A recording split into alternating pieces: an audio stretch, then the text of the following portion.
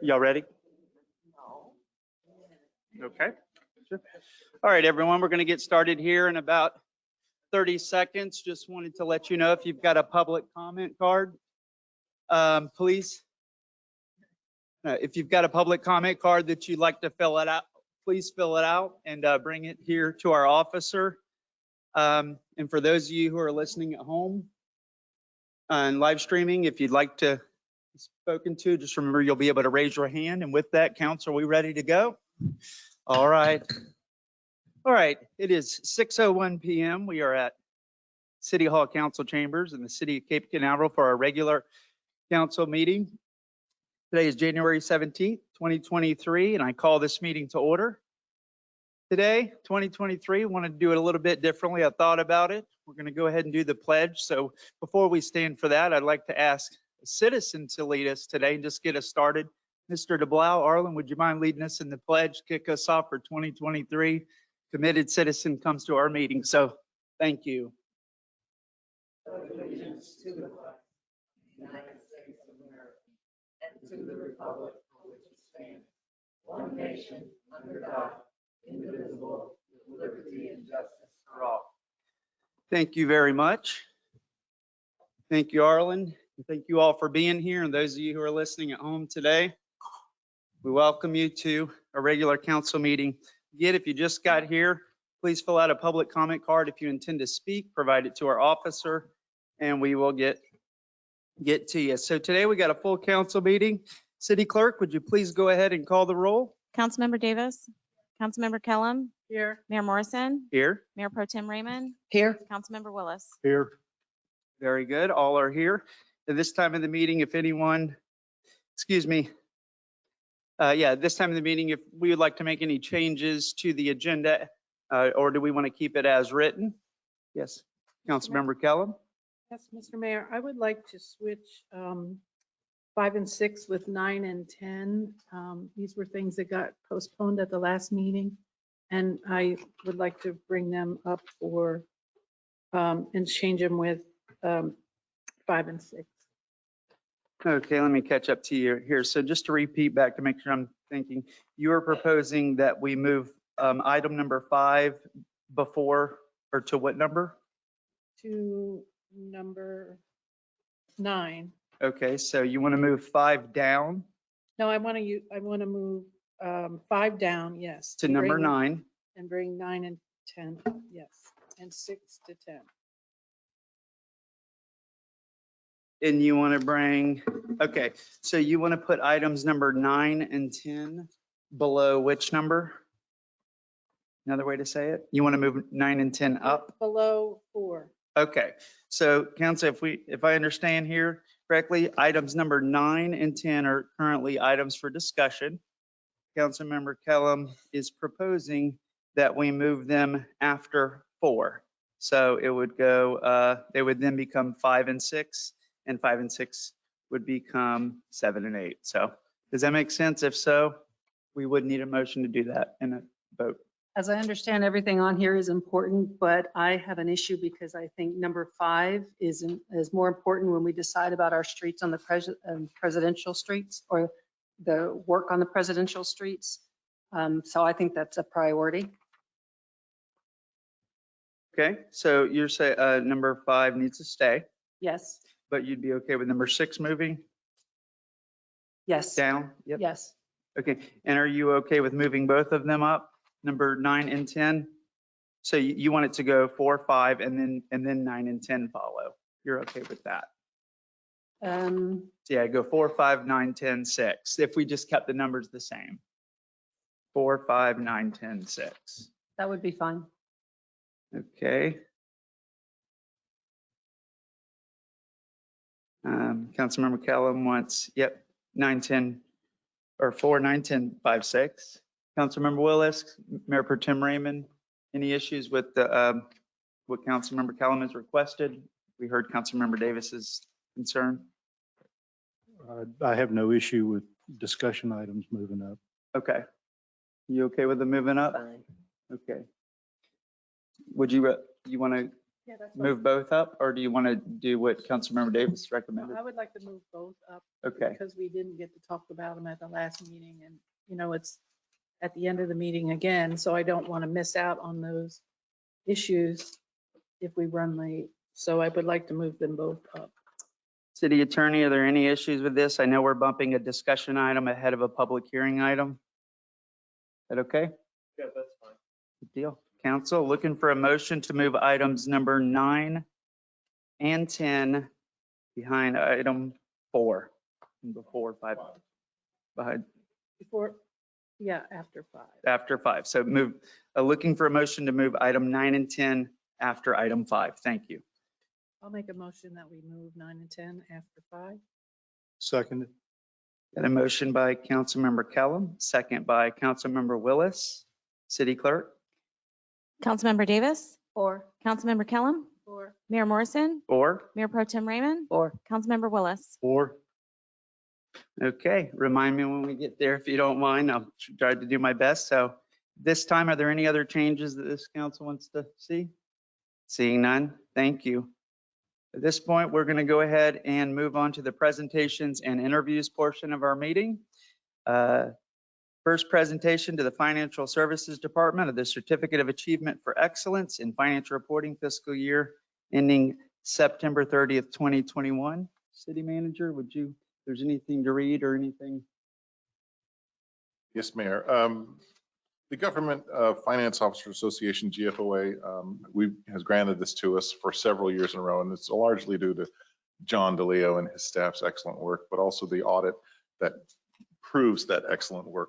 This Certificate of Achievement for Excellent in Financial Reporting is presented to City of Cape Canaveral for its annual comprehensive financial report for the year ended September 30th, 2021. So that's the most recently audited budget. Mayor. Great. Thank you very much for explaining that. Typically in the past, we have no certificate or formal presentation today. Is that correct? But I just want to say congratulations. Thank you. There's a certificate in the agenda. Well, John, congratulations. If you want to come up and say a few words, please. Thank you.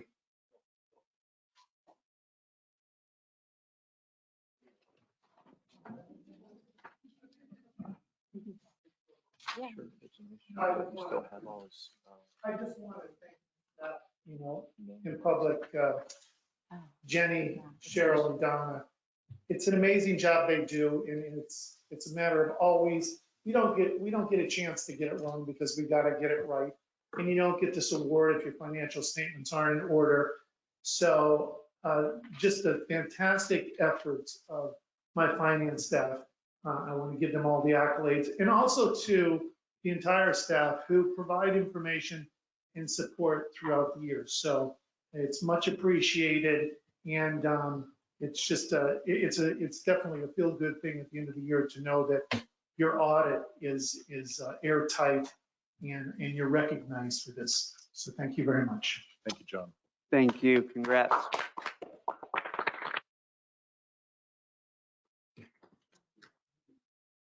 All right, council, we're ready to move on.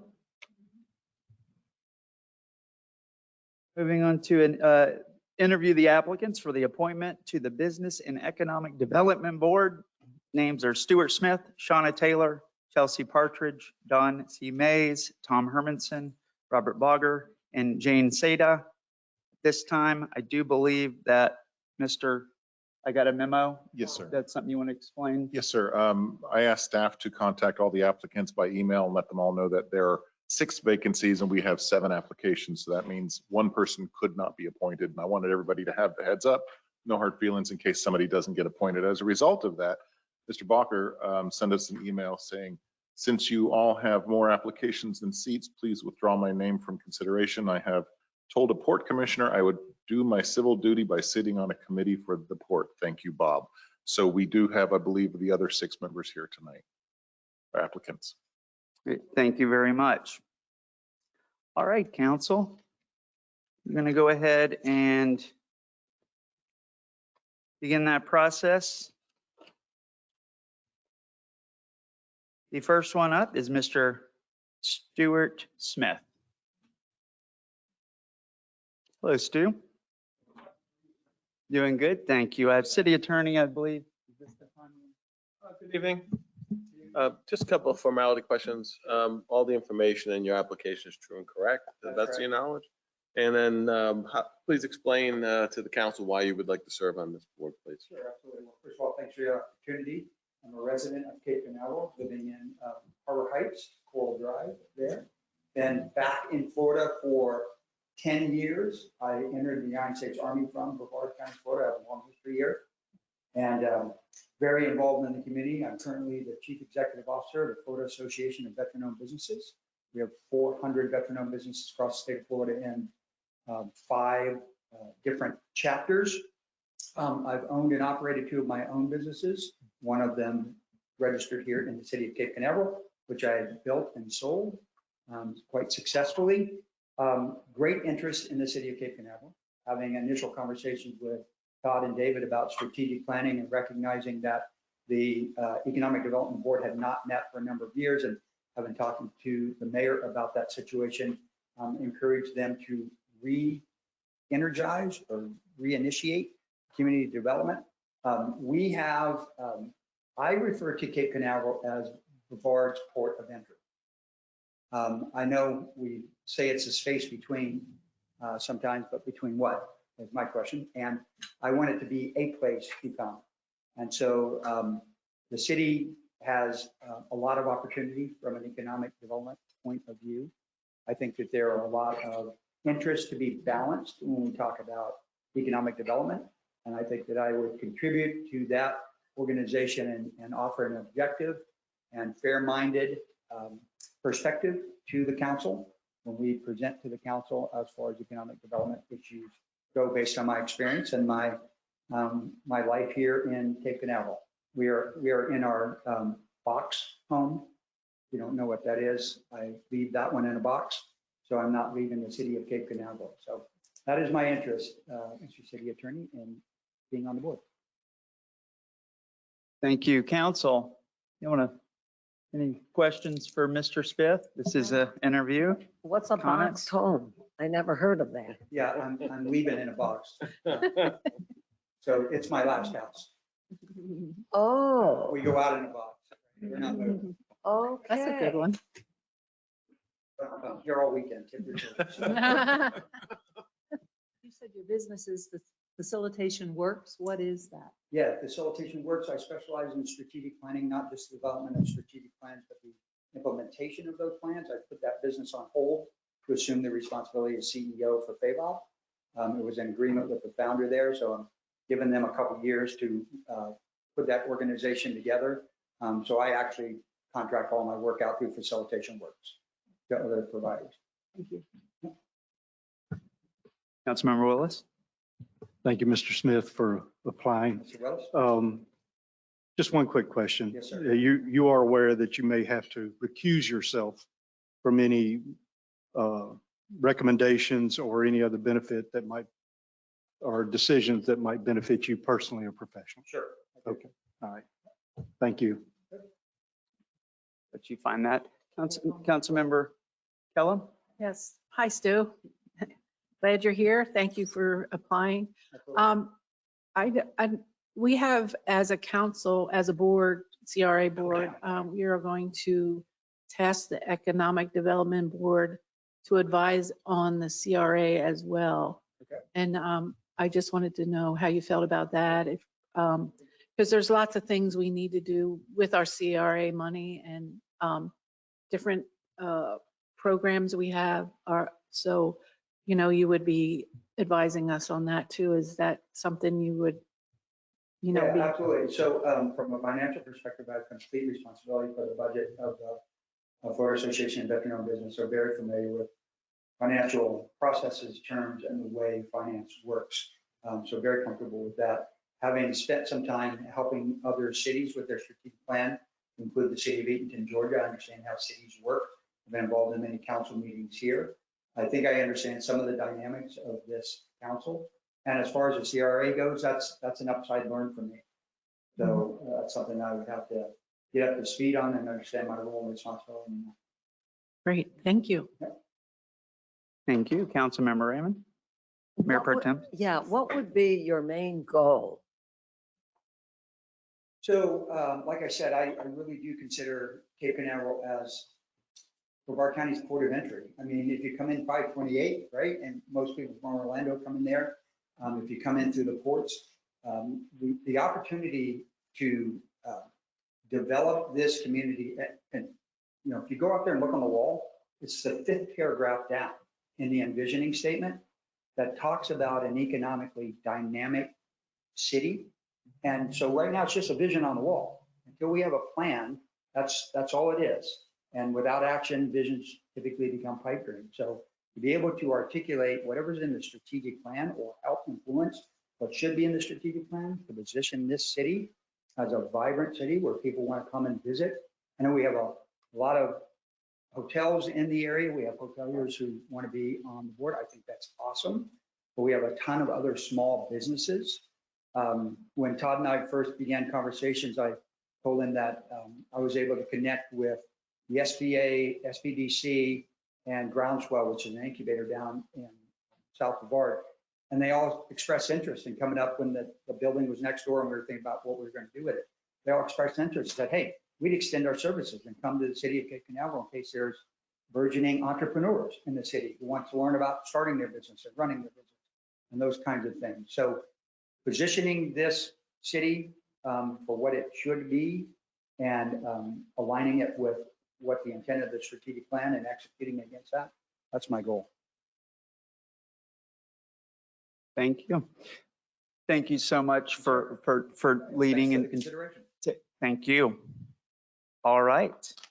We get to move on to our next one. Miss Shauna Taylor. Hey, Shauna, how are you? Doing good, thank you. So now our city attorney will ask you a few questions. Good evening. Good evening. How are you? Fine, thanks. How are you? Same 2 questions. All the information in the application, true and correct Yes. to the best of your knowledge. And please explain to the council why you would like to serve on this board. Well, I live in Cape Canaveral, I think collectively for 12 years. I've been on a board for Hibiscus Children's Center down south in 2 different locations. I wanted to switch it up because that board was kind of like a tearjerker board where we work with, you know, homeless, abused children. I've also been an entrepreneur, so I think that just being on boards and being an entrepreneur will help add to the skill set of the board. And I just want to see, I guess, the town grow as much as possible with the talent that we provide. Council, same thing. Councilmember Davis, you can start down there. I'm fine right now. Councilmember Willis. We just thank you for applying and we appreciate your willingness to be involved with us. And hopefully you can grow with us. Thank you. Okay, what would be your main goal or vision for the city? So I think one of the things that I excel at, I'm just going to tell you, I like to do fundraising. I like to work with different companies and align them together. If there's a company that you want to meet, I can market you strategically to get to the HR, whoever you need to meet with. I did that through Hibiscus Children's Center. So I've also worked with different companies such as Pratt & Whitney, City Hall, Port St. Lucie, Jupiter City Hall. So I think just kind of having commerce connect with, I guess, the city of Cape Canaveral would be my goal. Well, thank you, neighbor.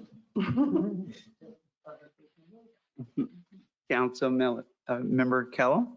Yes. Hi, welcome, and thank you for applying. I'm so happy that we have so many applicants for this position that we really need in our city. In our revisioning and to the residents, the small town feel here is important. So how do you see that in relation to what we need economically, but with also keeping the small town feel that everyone seems to come here for? Well, I think you could start with one of the things we did in Port St. Lucie, and that's where I lived for a few years with my business. We did a beautification award, which I thought was exceptional. So you go to different locations like the mom and pop, and if you recognize that they did something outside of their business, you give them an award. So you can get T signs or whatever, and then they could buy the award for like $12 and put it, you know, inside their company. So kind of using this, not using, but allowing the small businesses to get a little bit more marketing and press while at the same time making the city more beautiful. So they take it upon themselves instead of us having to spend so much money in finances trying to make it beautiful. Just kind of use that as leverage. Questions? What are a few ways that Cape Canaveral is a special part of your life? I met my husband here. That's pretty special. Yeah, it's pretty special. He's a helicopter pilot at a school over here, and I met him here, so I think that's pretty special. Yeah, well, I'm a water child, so I think it's really important. Also, like I said, he's a helicopter pilot, so he's really in touch with aviation. Having the space center here, it's kind of a nice gift for all of us. I think Cape Canaveral is special because we have the port, we have so many different venues that allow the world to see it shine. And I think, and she said, it has a small town community, so I really like that. Awesome. Well, thank you again for helping us and serving our community. We're very excited. Thank you. I think we're done. Thank you. All right. Miss Dawn C. Mays. Hello, Dawn. How are you? All right, no problem. I'm good. How are you? Doing good. Thank you. Good to see you. City Attorney? Yep, Ms. Mace, how are you? Good. How are you? Fine, thank you. Good to see you again. All the information in your application true and correct to the best of your knowledge. Yes, sir. And please explain to the council why you would like to serve on this board. For those of you who don't know, our family owns a good portion of commercial property here in the city. And for us, it's very important to have a great working relationship with the city, to understand its goals while still balancing the needs of small business and large business here in the city. So my goal is to be that conversation, to talk about the needs of some of the commercial landowners. If you notice, I don't live in the city, but we do have quite a bit of property here. I also serve on the EDC board and the Melbourne Regional Chamber of Commerce. So I can bring some insight as to things that are happening in other parts of the county, trends, ideas, new companies, and areas that can be things that are best practices that I'm seeing happening in other municipalities and cities.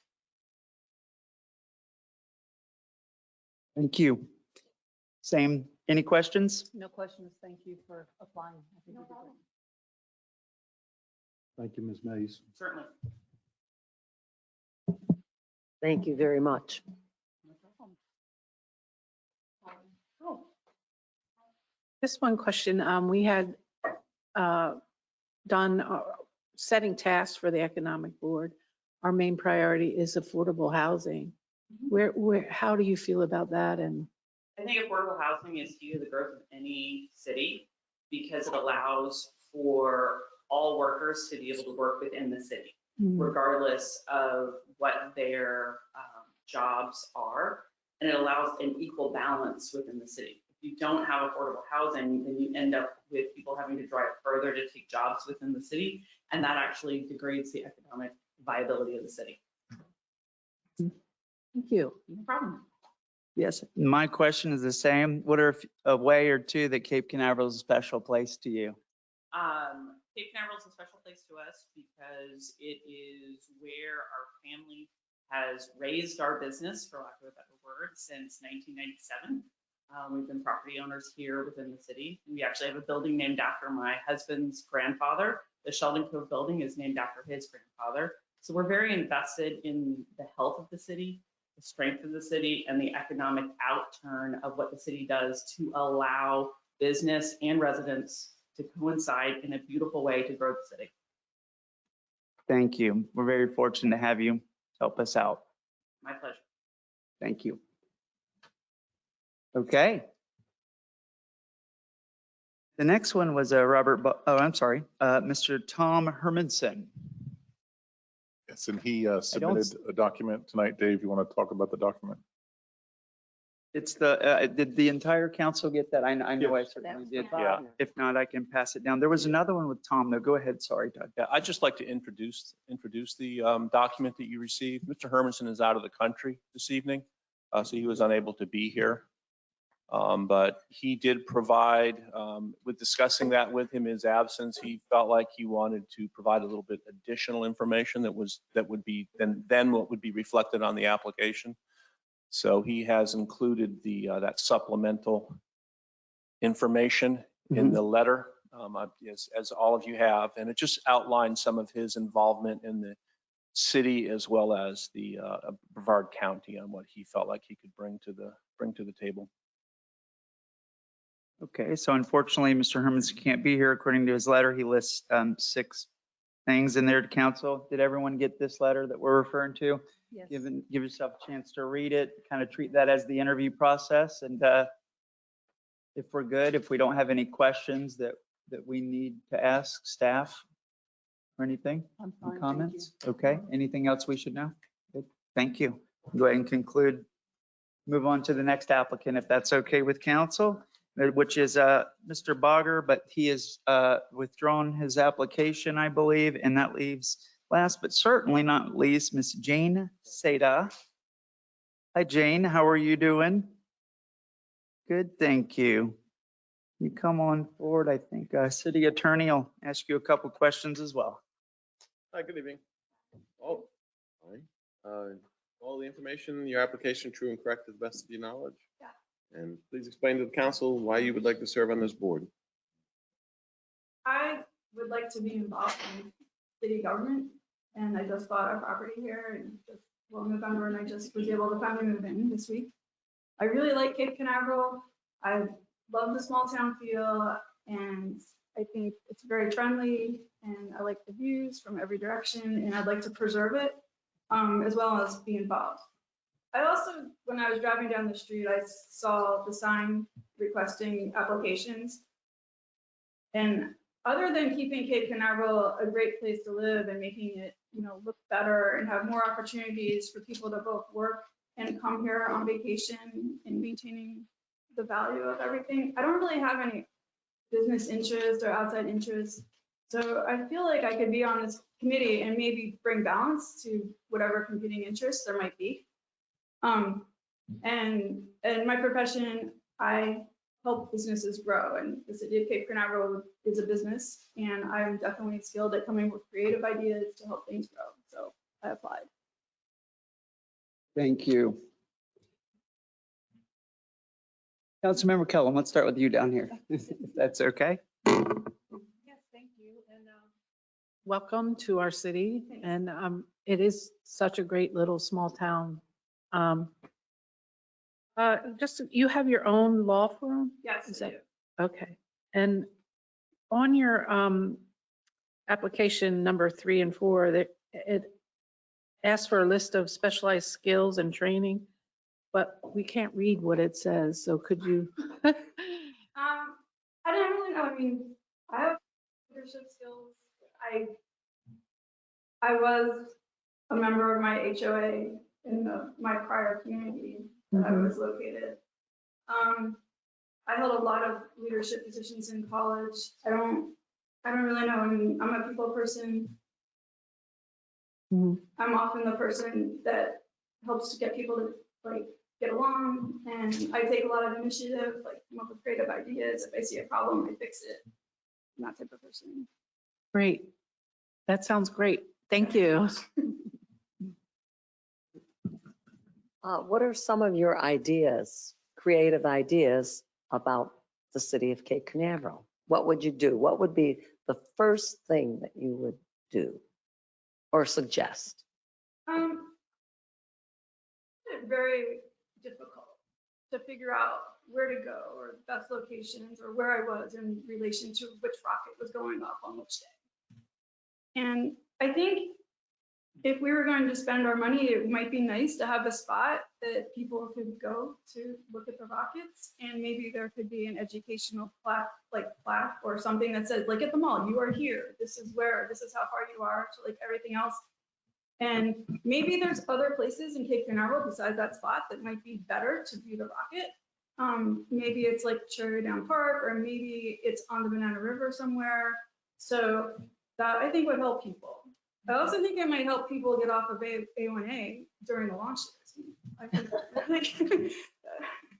so Well, thank you.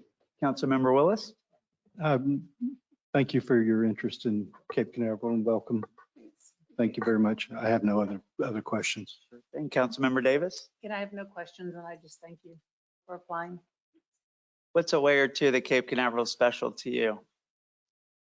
What's so special? Yeah, like, I come from a family of voters, and my father was involved in space power.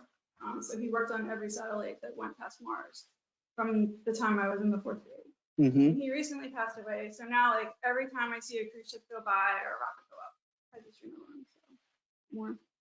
That's pretty darn special. So thank you. And thank you so much for hopefully we enjoy. We can do something together here, and I don't think we have any more questions. So thank you again. And Mayor, I believe Chelsea Partridge couldn't be here tonight, but I believe she may very well be on the online Did I portion. skip? Excuse me, Chelsea. Chelsea, can you hear me okay? She is online? I believe so. That's fantastic. That was not intentional. Need to make sure that she would be under that name. And she will. There she is. Hey, Chelsea, if you're listening in, if you can go ahead and make sure your microphone is unmuted. I'm going to go ahead and unmute you here. And the city attorney will ask you a couple questions as well. So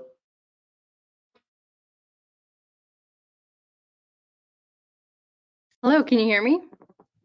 Good evening. yes. Great. All the information in your application, is it true and correct to the best of your knowledge? Yes. Okay, please explain to the council why you would like to serve on this board, please. Sure. And I would first like to apologize for not being there in person tonight. My husband and I got COVID, so I figured it'd be best if I did not come in, just to not expose you all. But in terms of my interest in serving on this board, Cape Canaveral is doing some incredibly exciting things that I want to be a part of. It's a municipality that's not just a leader in Brevard, but in all of Central Florida in sustainability and resiliency. Our county and our local municipalities understand more than most how critical resiliency is for the strength of a community and its economy. And we've seen the impacts here locally, with the ending of the shuttle program and other space programs before that, and most recently with the COVID-19 pandemic. So we need diversified, resilient economies to kind of overcome these things. The sustainability efforts done by Cape Canaveral are literally the envy of other municipalities. I've heard more than one city council member at more than one municipality say that they wish they could accomplish what Cape Canaveral does. And I want to be a part of that exciting change that your city is leading. My goal is to help support your economic resiliency, support your sustainability goals, and hopefully provide a diverse perspective with my background. So from an experience perspective, I am super blessed. I think I have the coolest job in the world. I work as an engineer at Lockheed Martin on the Orion spacecraft. And I also previously hold an elected position in the county. I previously served in office as a supervisor for the Brevard Soil and Water Conservation District. And during the time that I served, I was the youngest elected official in the county. I volunteer a lot in the community, including in Cape Canaveral. I'm the president of the Missile Space and Range Pioneers, a group that was founded in the 1950s and incorporated in 1966. We meet in Cape Canaveral. I serve on the county's Board of Adjustments. I am an ex officio member of the Economic Development Council of the Space Coast, and I also serve as vice chair on the Brevard Extension Council, which helps the Brevard UFIFIS extension. So for my professional background and my government work, I'm really well versed in strategizing on how to get different perspectives to reach common goals. Also been recognized in Brevard County twice, once in 2022 as a Brevard 440 winner and once in 2019 by the National Space Club, which meets in Cape Canaveral, as a rising star. That's a little bit about me and why I'm interested. Thank you very much. Council, Councilmember Kellum, you want to go first? Well, thank you for applying, and it looks like you are more than qualified to be on this board, and we are lucky to have you apply. Thank you for your interest. Thank That's you. Thank you, Councilmember Raymond. Or Mayor Pro Very Tem. impressive resume, young lady. I'm just wondering if you're going to have time for this board. I do. I've actually, funny enough, despite a lot of my experience, I've stepped down. My elected term just ended, so that frees up a bit of my time. And I've also stepped down from some other organizations I've been a part of and leading, particularly to focus more on things that I'm really passionate about. And this board was one of those passion projects that I made sure to make time for.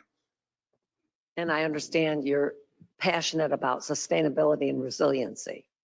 Yes. Thank you very much. We appreciate that here. Thank you. Thank you, Councilmember Willis. I have no further questions than what has already been asked. And I don't want to take your question, so. Let's do it. Give it a shot. Okay. Councilmember Davis. No, I just want to thank you for all the compliments about our council here. And I'm just glad that you're applying. Thank you. Thank you. And thank you seriously for all you do. It is incredible, truly. Yes, hey Chelsea, thank you for applying there. You were one that stood out to me kind of when I was looking at the characteristics of the application. You know, do you own a business in Cape Canaveral? Do you live in Cape Canaveral? And from what I see, and there's nothing wrong at all with you're not a resident, you don't own a business in Cape Canaveral, you really don't even own a business. You serve in all these different capacities in the public space, but your routine and your involvement, you see things happen in Cape Canaveral. I think that you know, having your perspective will be beneficial. But the question I'm asking everyone is, what are some of the ways that Cape Canaveral is special to you? And I just want to try to understand, when you answer that, what is your experience in Cape Canaveral? Is it a drive-through for work? Do you come here on your lunch breaks? What is your relationship Sure. with the city? So, Thank you. yeah. Cape Canaveral is actually a very special place to me because it is where I fell in love with Brevard County. I was super fortunate when I was a high school student to get internships at NASA, and Cape Canaveral is where I lived during those internships. I remember coming across the causeway for the first time and seeing the vehicle assembly building and seeing the lagoon. I mean, I just totally fell in love with Brevard in that moment, and I loved living in Cape Canaveral when I was there. And that's experience as a high school student is what literally defined my college career, my professional career. It was then that I decided I wanted to be an engineer. I decided on my major, and I decided that Cape Canaveral in Brevard County was where I wanted to make home. Now, when I did end up moving to Brevard right after college, 4 years later, I ended up in Port St. John, where I've now lived for 8 years. But Cape Canaveral's always held that special place in my heart just because it is really what made me fall in love. I wouldn't have my career if I didn't love the community. I mean, I really love the people I worked with. I loved the small town feel of Cape Canaveral. I just really, really enjoyed my time there. And I still do enjoy Cape Canaveral for, you know, pleasure and recreation. That is where my preferred beach spots are. And yeah, I do occasionally work out of one of our Lockheed Martin facilities here, Sheldon Cove. I'm not permanently located, but I work. Thank you so much. There's that. And then I also, through the Missile Space and Range Pioneer, there. So, thank you. That's welcome. Yes, thank you again, Chelsea and council. If there's no more further questions, we can go ahead and mute. So thank you, Chelsea. I'm going to go ahead and mute you now. You muted herself. Look at that. Okay, that concludes. Councilmember Willis, yes. Yes, I would like to request that we research and see if it's possible that we could have some CRA training locally and require it for all the members of whoever we put on this board to get them up to speed as quick as possible. I think when we get into the agenda item, that's a great thing we can bring up, right? Yes, sir. Is that the better time? You got it noted. So that completes the interviews portion of the meeting. Thank all the applicants for being here tonight and listening in. This time, we do have a business item coming up for that one, but at this time we are at the public participation portion of the meeting. So for those of you who filled out a comment card, thank you very much. I have 2 up here. And for those of you who are listening at home, if you would like to speak, there should be an opportunity for you to digitally raise your hand. I will see that. And we do limit to 3 minutes. So for those of you who have never spoke here, these lights here are helpful. When they go green, you should have 3 minutes. When the yellow light comes on, you got about 30 seconds. And we ask that you please wrap up when the red goes. So this time, the first card I have is Mr. John Benton. Okay, I'm John Benton, and I live down in Palm Bay. Used to live here in Cape Canaveral for 20 years, and I want the citizens to know that when they walk out of this room tonight, they'll see a sign out there that says, "No more anonymous complaints to the code board." And that's because this city lost 10 employees out the door because of anonymous calls that I lived in a warehouse. And I had a cop in the unit next to me, and he was up there more than I was. And when I got in front of the code board and they found me guilty and they laughed at me and referred to me as a cookie that crumbled, they didn't let me defend myself. They called a deacon, Kevin Mann, from the Presbyterian Church up there to testify. And he said I lived in the warehouse. I'm sitting right there.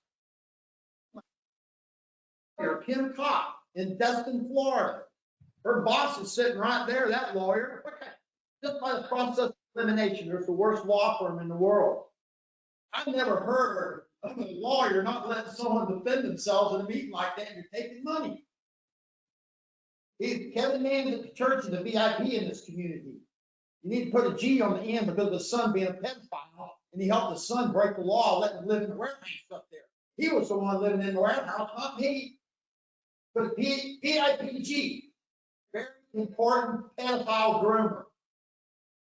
And no more anonymous complaints because they heard it out there, heard me screaming, and probably the cop in my unit screaming in Tallahassee.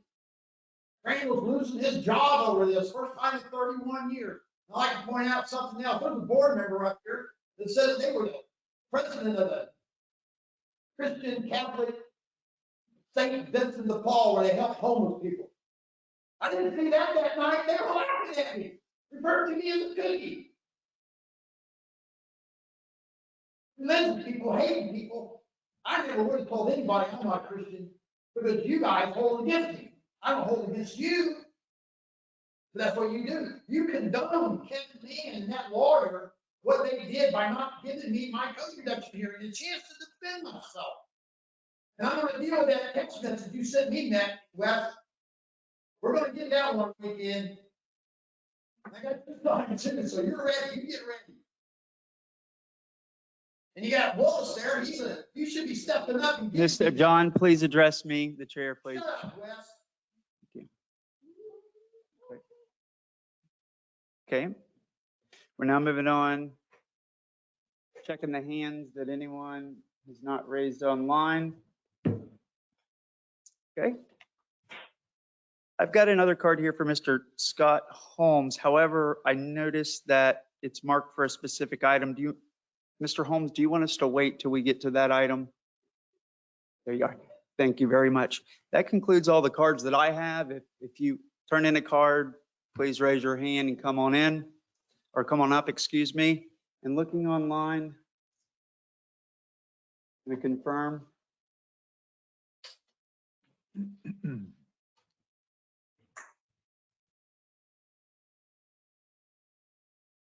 I see no hands raised. So now we'll go ahead and close the public comment portion of the meeting. Thank you all. Which now brings us into the consent agenda, which are items number 1, 2, and 3, which consist of approving the minutes Item 1, endorsing the Adopt a Rain Barrel program. Item 2, and then scheduling a city council workshop meeting on the Civic Hub project is item number 3. Council, if you'd like to remove any items, please let me know. Now is the time. Okay. Seeing none, looking for a motion. Make a motion to approve the agenda items, consent agenda.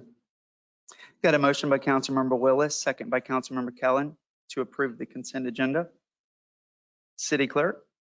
Councilmember Davis, 4. Councilmember Kellum, 4. Mayor Morrison, 4. Mayor Pro Tem Raymond, Or Councilmember Willis. 4. Great. Items 1, 2, and 3 pass 5-0. We're now moving on to items for action. First item is number 4, resolution number 2023-01, appointing members to the Business and Economic Development Board of the City of Cape Canaveral, providing for the repeal of prior inconsistent resolutions, severability, and an effective date. We just got a chance to interview these applicants. City Manager, anything you think we should know before we get in, or overview? No, we can have the city attorney read the title into the record. Yes, sir. It sounds great. If you would, please. Thank you. A resolution 2023-01, a resolution of the City Council of the City of Cape Canaveral, Florida, appointing members of the Business and Economic Development Board of the City of Cape Canaveral, providing for the repeal of prior inconsistent resolutions, severability, and an effective date. In May, other way that this is structured, you can, it's fill in the blank style. So you can choose which applicants you'd like to fill in the blanks. And they're staggered terms, like all of our boards, or all boards have 3-year terms, and term limit is 2 terms. Because we are potentially seating 6 people, there are 6 blanks. 2 will serve 3-year terms, 2 will serve 2-year terms, and 2 will serve 1-year term. Yes, thank you very much. Council, I do got a comment or two on this, but if anyone has anything, please go ahead.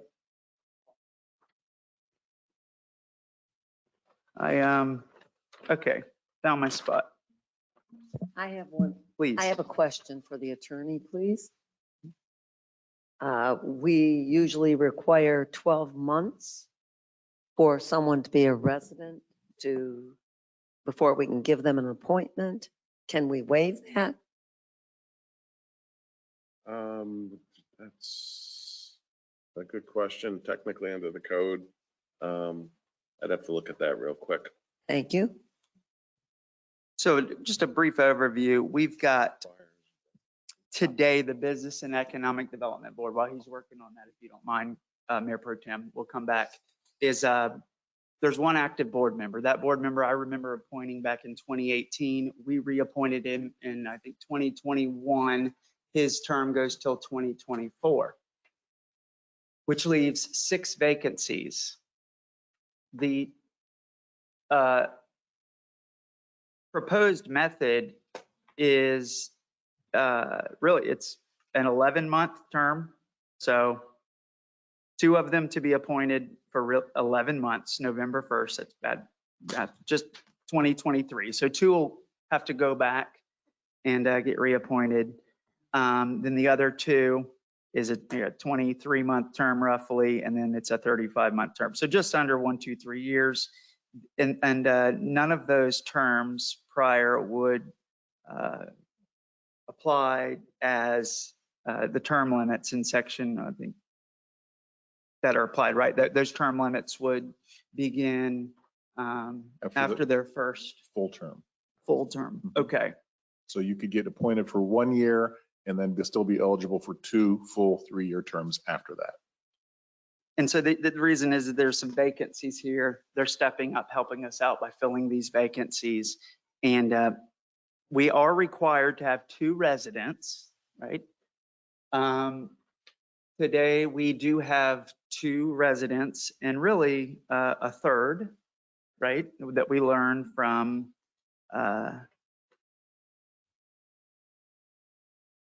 Jane.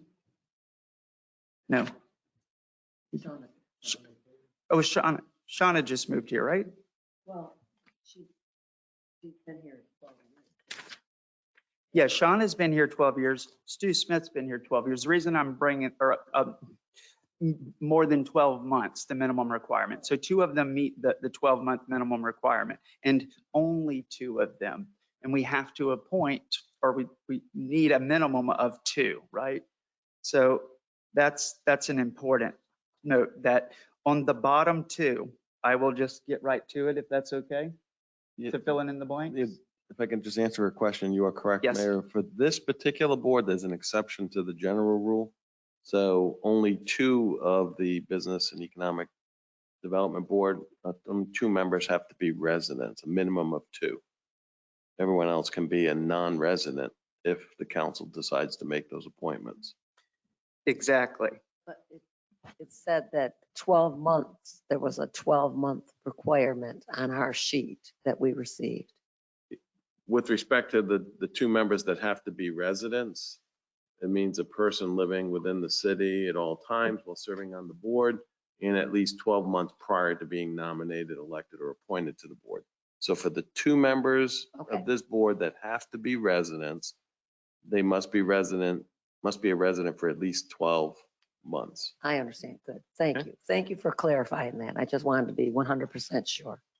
And so those 2 applicants, coincidentally, staff also recommended taking it as a order of applications procedure. Coincidentally, both residents who have exceeded the 12 months were the first 2. So those are the longest terms, which go, if we appointed them today, they would not have to come back until 2025. So they would serve for just under 3 years. And then they would qualify for 2 more terms if they wanted, right? And so the 2 folks who have that opportunity would be the only 2 residents that meet that criteria. I think that's a good thing, assuming that's something that they want to do, and I imagine it is. Does that make sense? Is if in the effort to filling the blanks, we have to have 2 residents to meet the board requirements. Today, we have a 7-person board. The first board member currently on there is Ron Polino. Ron is not, from my understanding, a resident of the city of Cape Canaveral, but he is a business owner and here. So he doesn't, we still need to get to 2. We really only have 2 options, and that's Stu and Shauna. Now, was it? Well, for residents, but. For residents. But I mean, I don't think necessarily that just because they're the 2 residents that they should have the longest term. They don't have to. Oh, okay, good. Yeah. All right. So I hope that you weren't making that decision. No. Okay, thank no, you. No, I'm saying I like that decision. And then the other one, the next term, which is a 2-year term, if we really have 4 more seats to fill at that point. And those are all non-residents. Some are property owners in Cape Canaveral, some are business owners in Cape Canaveral, and all of them are invested in some capacity in Cape Canaveral. And so those next 2, I think, if you follow the order, Dawn Mays, and I think, is it Chelsea? Next. Chelsea, yeah, If you, yes. And so my thought was, is it, Jane just moved here, your new neighbor, right? No. Chelsea. Shauna. Shauna, thank you. Who just moved here? Jane, thank you. My recommendation is to go Dawn and Jane, because Jane just moved here. And so respecting that, I think 2 residents on a 7-person board is very lean. So having Jane here is an opportunity to at least get us to 3 residents and then the remaining 4. So my recommendation is for that 2024 term, or consideration, is that Dawn and Jane take the 2024 term, which leaves Chelsea and Tom for the 2023 term.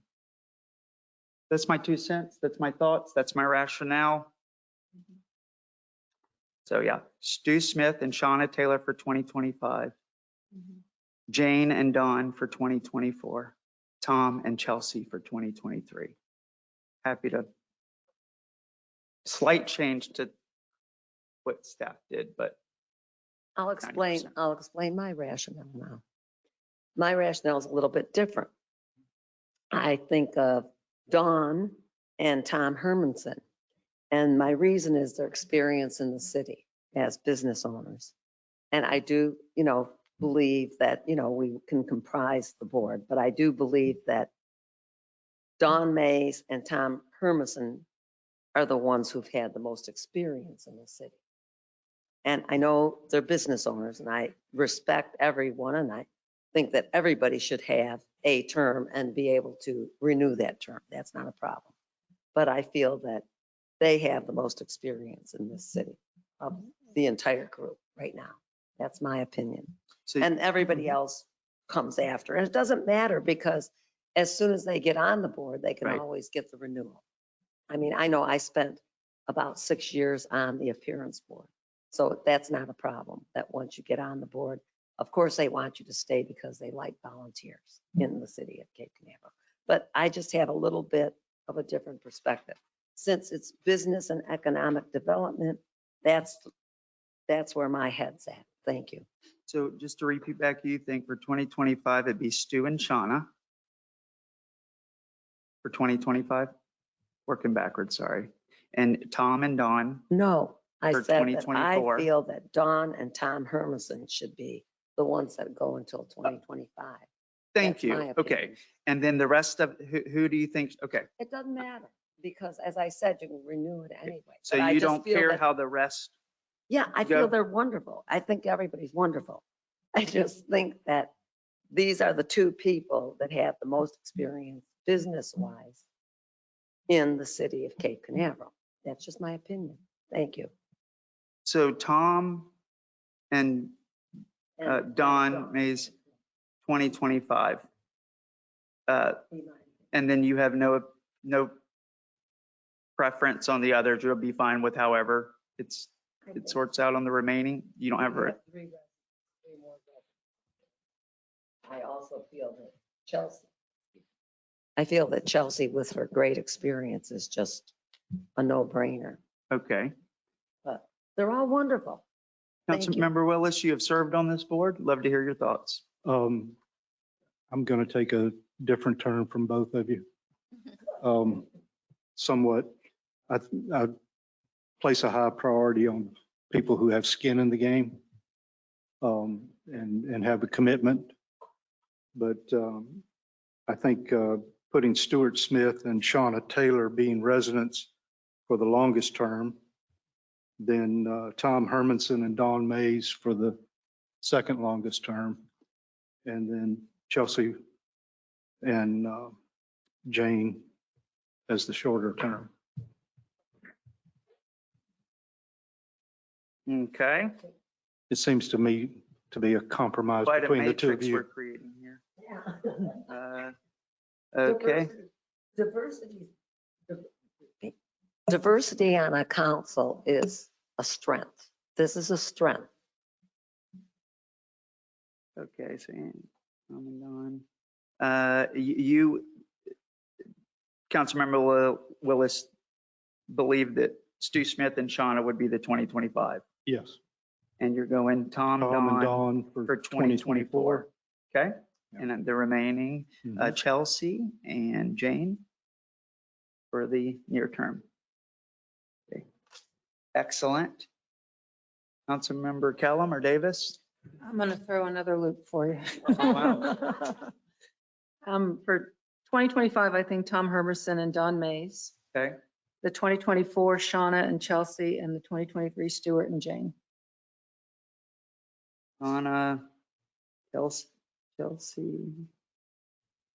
Stu, and Jane. Okay. Councilmember Kellum. Yes, I think that Stu being a resident here and with his business background, and Shauna for the 2025.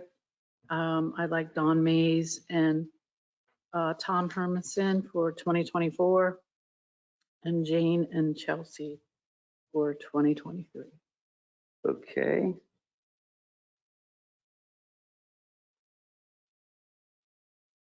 Okay, Chelsea and Jane. Okay, so now let's just do this real fast and we'll be able, it looks like, starting at 2025, Councilmember Kellum, Stu, and Shauna. Councilmember Willis, Stu, and Shauna. Myself, Stu, and Shauna. Councilmember Davis and Mayor Pro Tem Raymond both thank Tom and Don. Okay, so the next one, so there's three of us that like one and two of them who like the other, not as complicated as it could have been. So the other one, Tom and Don, I think that's fine. I'll change mine there. I think Tom and Don as the 2024 is great. Mickey, you think Tom and Don, or Councilmember Kellum think Tom and Don? Yes. Don, you think Tom and Don, and Councilmember Raymond did not have a preference, so I think you'd be okay with, but you think Tom and Don should be at 25, which means I certainly think you would disagree they should not be 2023. So, or do you have a say on this at this point? It's three of us, I think, wants to pursue Tom. Okay. And they can, since everyone can reapply, Yep. I think this is fine. So you got it. So Jane and Chelsea, Councilmember 2023. Willis, myself, and Kellum all think so as well. It sounds like we got some collaboration. So staff, any questions? I'm happy to repeat what I think could be a motion and we can move forward. But before I do. Okay. So the proposal is, and I will state the proposal. And I'm gonna start from the top, actually, in the order that it was written out. I'm gonna go backwards now. 2023, Jane and Chelsea. 2024, Tom and Don. 2025, Stu and Shauna, respectfully. If there is a desire to adopt that proposal, I'll be looking for a motion. I'll make a motion that we adopt resolution 2023-01. Seconded. Got a motion by Council. With the mayor's recommendation. As stated. Yeah. You good with that? Motion by Councilmember Kellum, a second by Mayor Pro Tem Raymond. Any further discussion, council? Seeing none. City Clerk? Councilmember Davis, Or. Councilmember Kellum, Or. Mayor Morrison, 4. Mayor Pro Tem Raymond, 4. Councilmember Willis. 4. All right. Motion passes 5-0. And that is an exciting thing. Thank you all very much. We appreciate you. Yes. Looking forward to that. And thank you, all staff who worked hard on that. Congratulations. Now, we're at 7:04. Everyone doing okay? I like to hear. We will go through number 5 here and then that's when we change. So item number 5 is to consider the proposal from Kimley Horn and Associates in the amount of $25,000 for the completion of the Presidential Streets Phase 2 one-way roadway study. City Manager, any overview? Thank you, sir. So the Presidential Streets Master Plan is one of the most exciting projects the City Council has undertaken in my 20 years here. This is a legacy project that will echo through this community for a century, probably. What happens in the presidential streets, our oldest platted area in the city, is going to set the tone for how we redevelop or think about redevelopment in the rest of our city. Presidential Streets Master Plan was a project assigned to Kimley Horn. City Council approved it at a strategic planning retreat unanimously. It's always gotten unanimous support from this council. It's so exciting. We're looking at this presidential streets as what do we want it to be when it grows up. It's another time for a rebirth, considering what the streets have been through. This area was platted in the 1920s. It was built up in the 50s and 60s. It's got infrastructure that is that old. So we've got 60-year-old infrastructure in there. And we see that in places like the stormwater, the surcharge pipe that goes underneath Center Street, which means it's completely underwater because of the river that it outfalls to. It relies on head pressure from all these properties when the rain comes to push that further out to get it out through the pipe. And that's because we do know that the Indian River Lagoon has been rising over the last century. There's no debate about that. It's just measurements. We look at the other things that are impacting our climate. We've got rainfall amounts that are just higher than we typically see in shorter periods of time. And we've got staff here that can talk to that. We've got an opportunity that rather than just repave these streets, let's look underground. Let's see what needs to be fixed underground. Then let's replace that perhaps on a per street basis. And then we've got finally the icing on the cake is what does the built and used environment look like? All of that was part of the Presidential Streets Master Plan scope by Kimley Horn. It was presented to City Council in December last month. It was unanimously accepted as a report. One of the biggest recommendations from that is a one-way street study, having pairs of one-way streets where the east-west streets, this one goes east, this one goes west, this one goes east, this one goes west. What that does is it enables us to take some of that right of way. So if you've got a 48-foot right of way on Johnson Avenue, let's say, or Pierce Avenue, and the bulk of that is impervious space. You've got two 12-foot roadways, asphalt. You've got 2 feet of curb and gutter on each side. You've got 26, 28 feet of impervious space. All the rainwater that collects on that travels directly to discharge through the pipe system, overburdening the Center Street Basin out to the Indian River Lagoon. If you reduce that 28 down to 14 feet and you've got this green space here in 14 feet, you can make that pervious. You can have bioswales. You can have potentially storm vaults underneath that area. Getting the water, stormwater directed there will direct it down to the sandy soils that are underneath that. So the thought is let the water fall where it would normally fall and soak into the ground there, rather than putting it into pipes that are going to be overburdened and worse and worse and worse over the years. The one-way street study is, in my opinion, necessary to affect this very important change to create a stormwater solution for this. As a resiliency measure, I think it's a very easy one to accept. Not only that, going to one-way streets would allow us to solve certain particular parking problems that we see. We see some of the older housing inventory, the apartment complexes, the condos that are built so wide right out to the right of way that people are already parking in the right of way. They don't have any other place to go. If they have guests over for Thanksgiving, they're parking in the street. Well, we're not allowed to park in the street in Cape Canaveral. So this could create opportunities in those case-by-case basis as we design those streets, that maybe this one has the one-way street, but it's got a little bump out for maybe 2 or 3 parking spaces for that on-street assigned where you're allowed to park there. What it does is it gives us options to solve our problems in our presidential streets. Kimley Horn recommends this. It was not part of their original scope because there's a lot of work that has to go into designing one-way pairs. Staff is here to talk about it. It's a $25,000 proposal. I think it's absolutely essential to the success of the Presidential Streets Master Plan. Mayor. Thank you. Council, any questions for? No. Okay. Yes. Councilmember Kellum. The 25,000 is in our budget. We have presidential streets for 190,000. Where's John? He's not here. Is the 25,000 part of that, or is that an extra 25,000? How much was the original Kimley Horn, Dave, for the Presidential Streets Master Plan?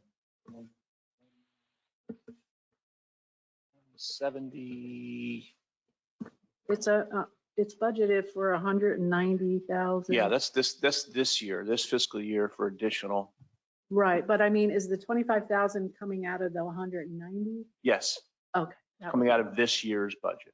Okay. And then just a statement, I think that we are setting a president's with the most studied streets in the county in our 1.9 mile city. That's all I have. That's awesome. Thank you. Any other questions? I'm good with it. Are they going to restore the missing president? That's my question. Van Buren, what happened to Van Buren? Yeah. They did not like Martin Van Buren, I don't think, for some reason.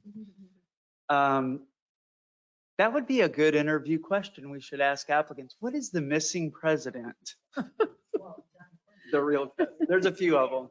Yeah. Mhm. Okay, I don't have questions. I'm excited because of a lot of the things the city manager said. Makes me a little nervous, kind of like, because I don't have my neighbor has always been an advocate for this. And I just never kind of took it seriously, just neighbors, we talk about everything. And he always say, you need to consider a one-way, And the fact that it's being recommended as a potential solution is very interesting. Yeah, Mayor, I'd like to emphasize one thing too, is that, the city, when we get the results of the study, we're going to have recommendations, important word. The council is going to make ultimate decisions, obviously, through funding and should the council decide to move forward with this, there is going to be a significant public outreach process to get the neighbors, the specific neighborhoods where their roads and streets changes are being suggested and proposed. There's going to be a significant outreach to get those folks involved in the process and get their input and educate them. Some of the benefits that Mr. Morley was talking about this evening. It was really eye-opening to me, the folks that were aware of the benefits of going one way, how highly they were supportive of it versus the folks that were not. And so anyways, point being, this is not a done deal. This is something we're going to be very involved in the communities with. This is a good example of it, because it's only going to impact like pretty much any project, a certain area, that outreach effort, it's more important that those people who live there know, right? Opposed to someone who lives in Solana, that drives it's amazing how many people, the presidential streets and then the north end of the city, it's almost like it's two spheres, and we're not even getting to the west side yet. But that area, as long as the outreach puts the most dollars into that area, I think this is going to be a good project. So it'd be better to send a few postcards to those folks, or do your outreach areas in that, and to ensure we're getting great feedback there. And I think we're going to do that. I know we have. We did it with the sandbags. It's this area of the community is tight knit because we've been through some challenging things together. And I'm excited about this. Thank you. Any other comments on this one? We'll see. Okay. I'd like to make a motion. Yes. I'd like to make a motion that we accept the proposal from Kimberly Horn and Associates. Second. All right. Got a motion by Councilmember Davis, second by Councilmember Willis. City Clerk? Councilmember Davis, For. Councilmember Kellum, For Mayor Morrison, 4. Mayor Pro Tem Raymond, For. Councilmember Willis. 4. Motion passes 5-0. Very nice. Moving on now to the change, which we're going from item number 5. We moved, correct me if I'm wrong, item number 9 is what we want to move last. This is a discussion item. So for those of you who are listening in online and here today at the beginning of the meeting, we decided to move. If you're following along on the agenda, we just completed item number 5. And instead of going to what is numbered number 6, we're actually jumping down to item number 9. And this is to discuss the dangers of electric bikes on city sidewalks, submitted by Mayor Pro Tem Raymond, postponed December 20th. That's an important note. This unfortunately has been postponed for a last few because it's at the end of the meeting. And after a few times of doing that, we want to make sure it gets talked about. So Mayor Pro Tem? We have more and more electric bikes. We now have 3 rental agencies in the city.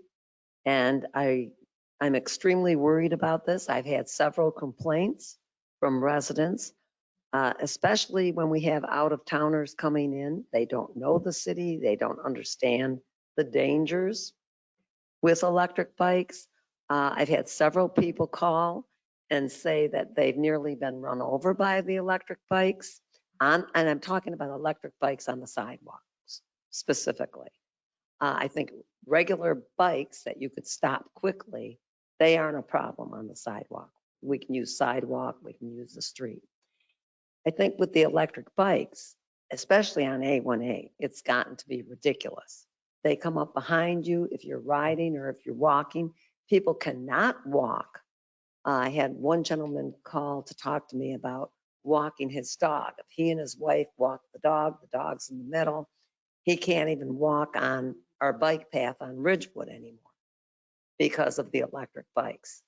And they do frequent.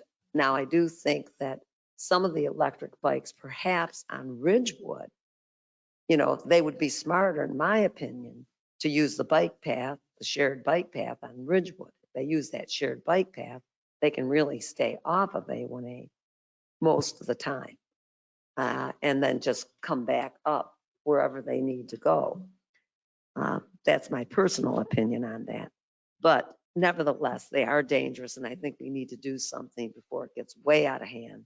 More and more people are buying them, and as I said, they're also renting them, and they're going way too fast. We have to do something to regulate this problem.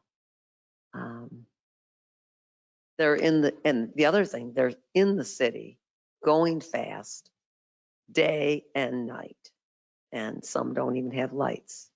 I think they belong in the street, and I think we should make some type of an ordinance or resolution restricting them so that they do go in the street. I think of it almost like a motorcycle in a sense. Some of them are going 25, 30 miles per hour. And, it's gotten to be really scary out there. And so many people, even driving, have told me that they're freaked out by the electric bikes. I had a gentleman stop me on Ridgewood last week and told me that he really is worried, very worried about this. So I think that it's time for us to talk about this and try to do something to encourage people to maybe slow down, use the street, perhaps think of Ridgewood Bike Path. And I hear that Molly has come up with some ideas on this too. So I'm happy to hear from everyone about this. I think we all see that it's a big issue. Thank you. Thank you. I certainly got some comments I want to weigh in on this, but I want to hear for everyone first. Councilmember Kellum? Yes, I believe that they are going really fast out there. But I think it's not something that's going to go away. You see more and more people selling them, renting them. I think if we designate bike paths in the roads, I don't think we can regulate them being on the sidewalk because then it's an enforcement problem. Dogs in the beach, different things that are hard to enforce. But if we designate a designated path for electric bikes and get them off the sidewalks, I think that would be good. But I don't think it's something we can regulate with ordinance or anything like that, but maybe educate them to use the designated bike paths. They have them in Cocoa Beach where it's part of the road, but it's just painted for bikes. That's all. So it starts with encouragement and see how that goes. And then if you need to step it up, is that, Yeah, and when you say you mean on the road to paint and stripe and mark the road? Encouragement, education, that this is all or ordinance. I think it would be hard to enforce that.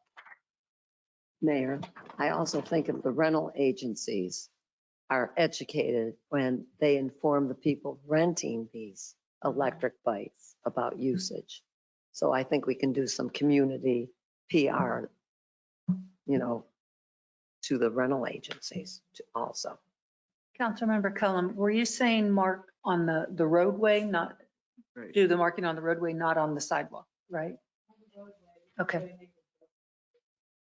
Okay. Okay. I just want to make sure I understood. Thank And you. that's a very important point because what Mayor Pro Tem has said is on the street, off the sidewalk, right? And then we have a third, which is a pedway, a shared. And so, and you're okay with them on the roadway, but making it clear that this is where you go. And I know there are some good ideas, but you don't want to necessarily enforce or electric bikes that are riding on the sidewalk. I don't think we can. I mean, involve the sheriffs with bikes on the sidewalks when there's 100 other things they need to be doing. Although it is, I agree, it is dangerous, but I think educating is the big part. And Okay, well, it is a softer start, so maybe at least, but you do think that they should be on the road. yes. So you agree, okay. I Please, was going to say, whoever. as far as enforcing, if we say they have to be on the roadway and they're not on the sidewalk, I think of the liability of the city. If we're enforcing that they can't go on the sidewalk and they get hit, I mean, that's something, is the city going to be liable as well? Because we are not allowing them an option to be off the road. We're forcing them to be on the side with, or excuse me, on the road with the cars. I'm just looking for the city, protecting the city. Yeah, I mean, the liability of an electric bike going down a sidewalk is really high too, and I think we're reducing liability on that. But certainly, you put them out there with the bigger vehicles. And we didn't give them an option. Scooter. I'll get to my comments. So that's a question on liability. Might be better for our city attorney, but maybe we can come back through. Are we under any liability if the road is their only option and they get hurt? Is that city attorney? Could they sue saying, I was forced on the road and Well, I mean, anybody can sue for anything, right?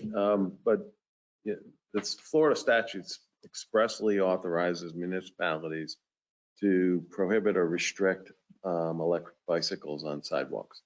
So there's enabling legislation. I think the legislature recognized that in some instances it may be more hazardous to allow those types of vehicles, and they are vehicles, to operate on a sidewalk rather than a road. So, if the road is of adequate, I mean, bikes can ride on the roads today, right? So, that's a challenge for motor vehicles sometimes, but they can ride on roads.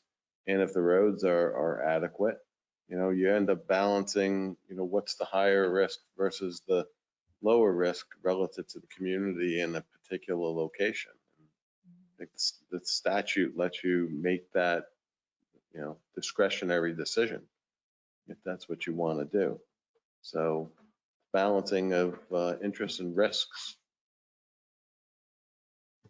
Member Willis?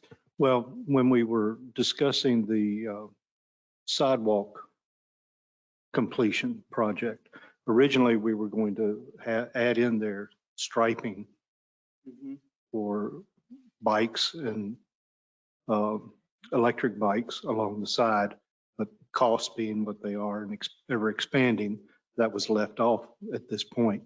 But to me, it's very hazardous to just force them in there. But I recognize that it is dangerous on the sidewalks. One of the things we could do is to require the electric bike rental places or who sells them to post rules for their electric bikes in order to keep us from banning them altogether. So Some of those rules would there be maps on where they're allowed rules or just? no, well, if guidelines, because if you're going to be on the sidewalks, you've got to go under a certain speed. Okay, 10 miles an hour. But I've talked to several electric bike owners of the buildings, of the businesses, and whatever the city needs, we'd be happy to try to enforce. So I think our business owners would be partners with us on that because they don't want to incur the wrath of the city on their business. But I think we need to look at striping and those options in order to protect the city, as Councilmember Davis said. But I think one of the first things we need to do is go to the rental places and impress upon them the need to educate their renters and purchasers. That's great. Thank you. So sounds like we all like the road. We want to make sure we do it right and stripe. And we've got some other cities. If we can encourage them to get off the sidewalks.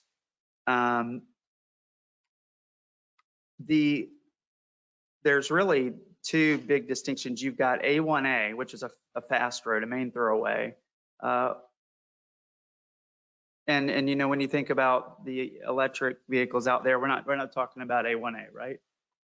So the one way that I look at it is, if in a perfect world, yes, if on the roads, cars and it's the speed of the bike, the child on training wheels on a bike, no bikes, come on, but the flying ones and these electric ones, I'll tell you my story of the month. I live on Ridgewood, so it's like the front row seats of this.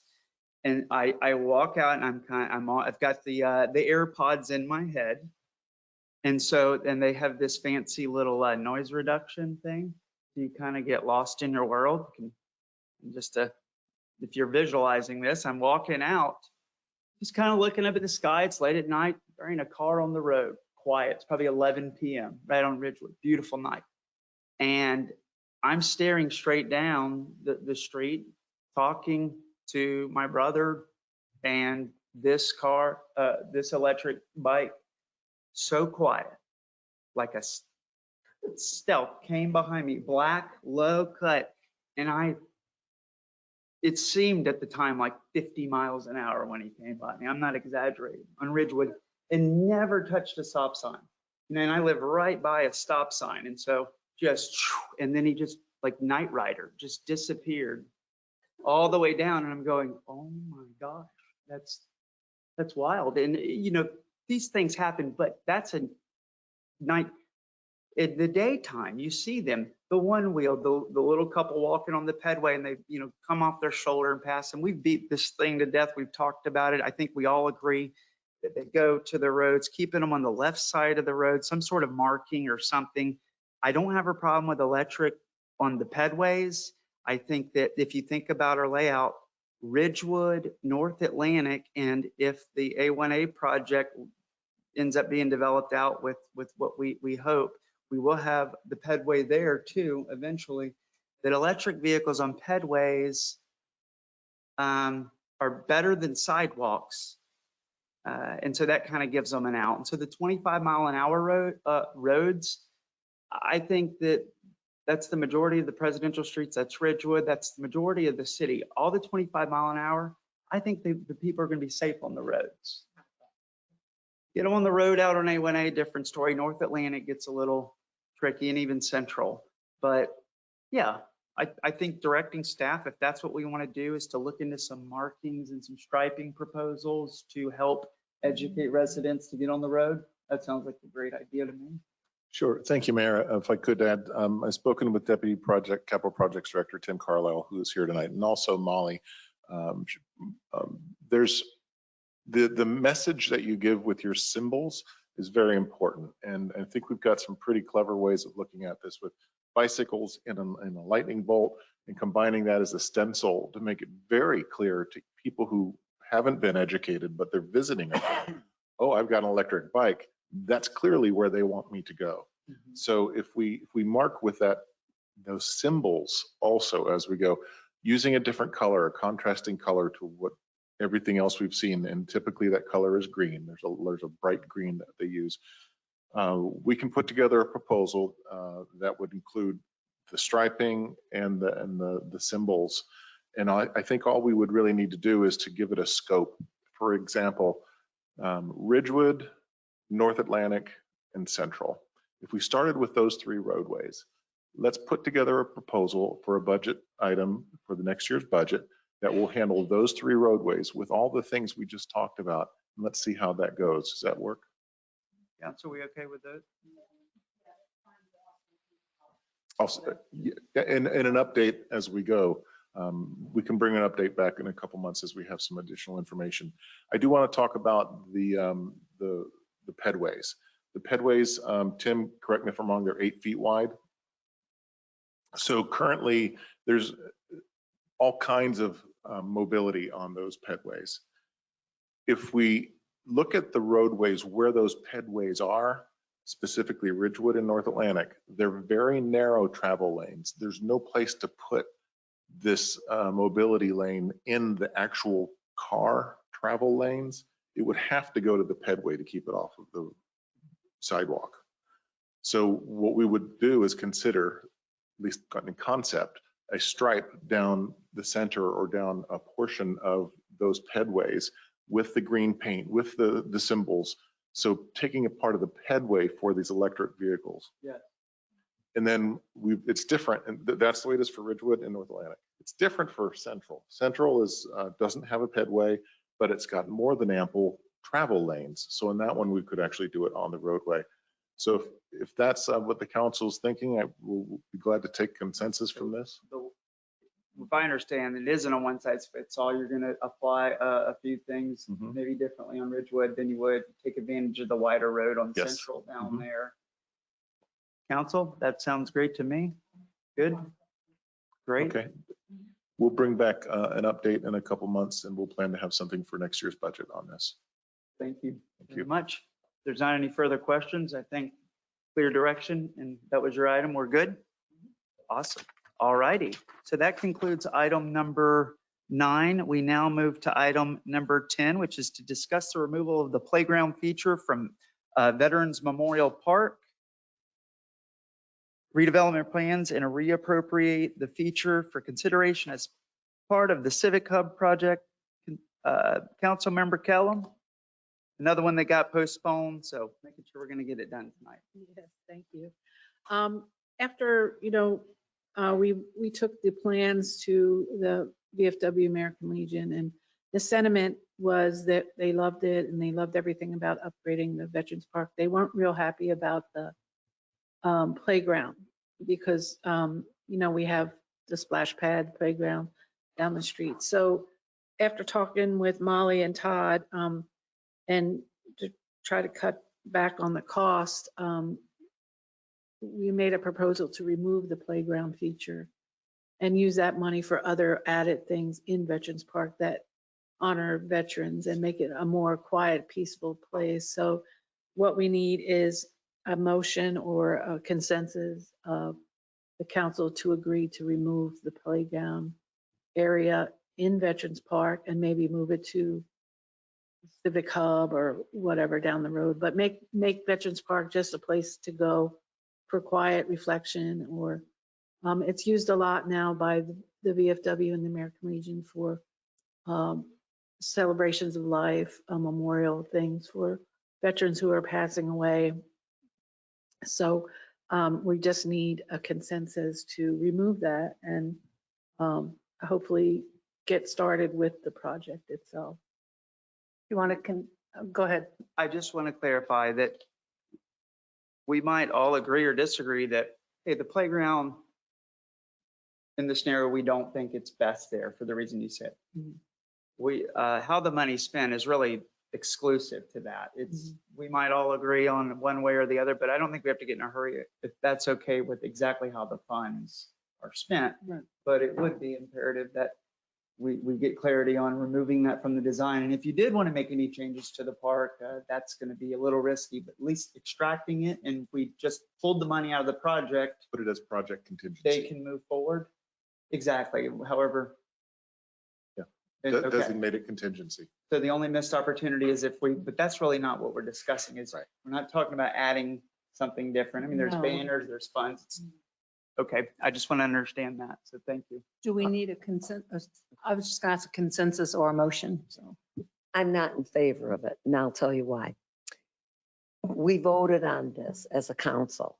The Culture and Leisure Board spent a lot of time on the plans for Veterans Park.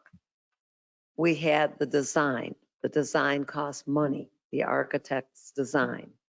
We all agreed upon that design. We did not vote. We voted option A at council when Culture and Leisure Board voted option B. And they did spend a lot of time on that particular plan.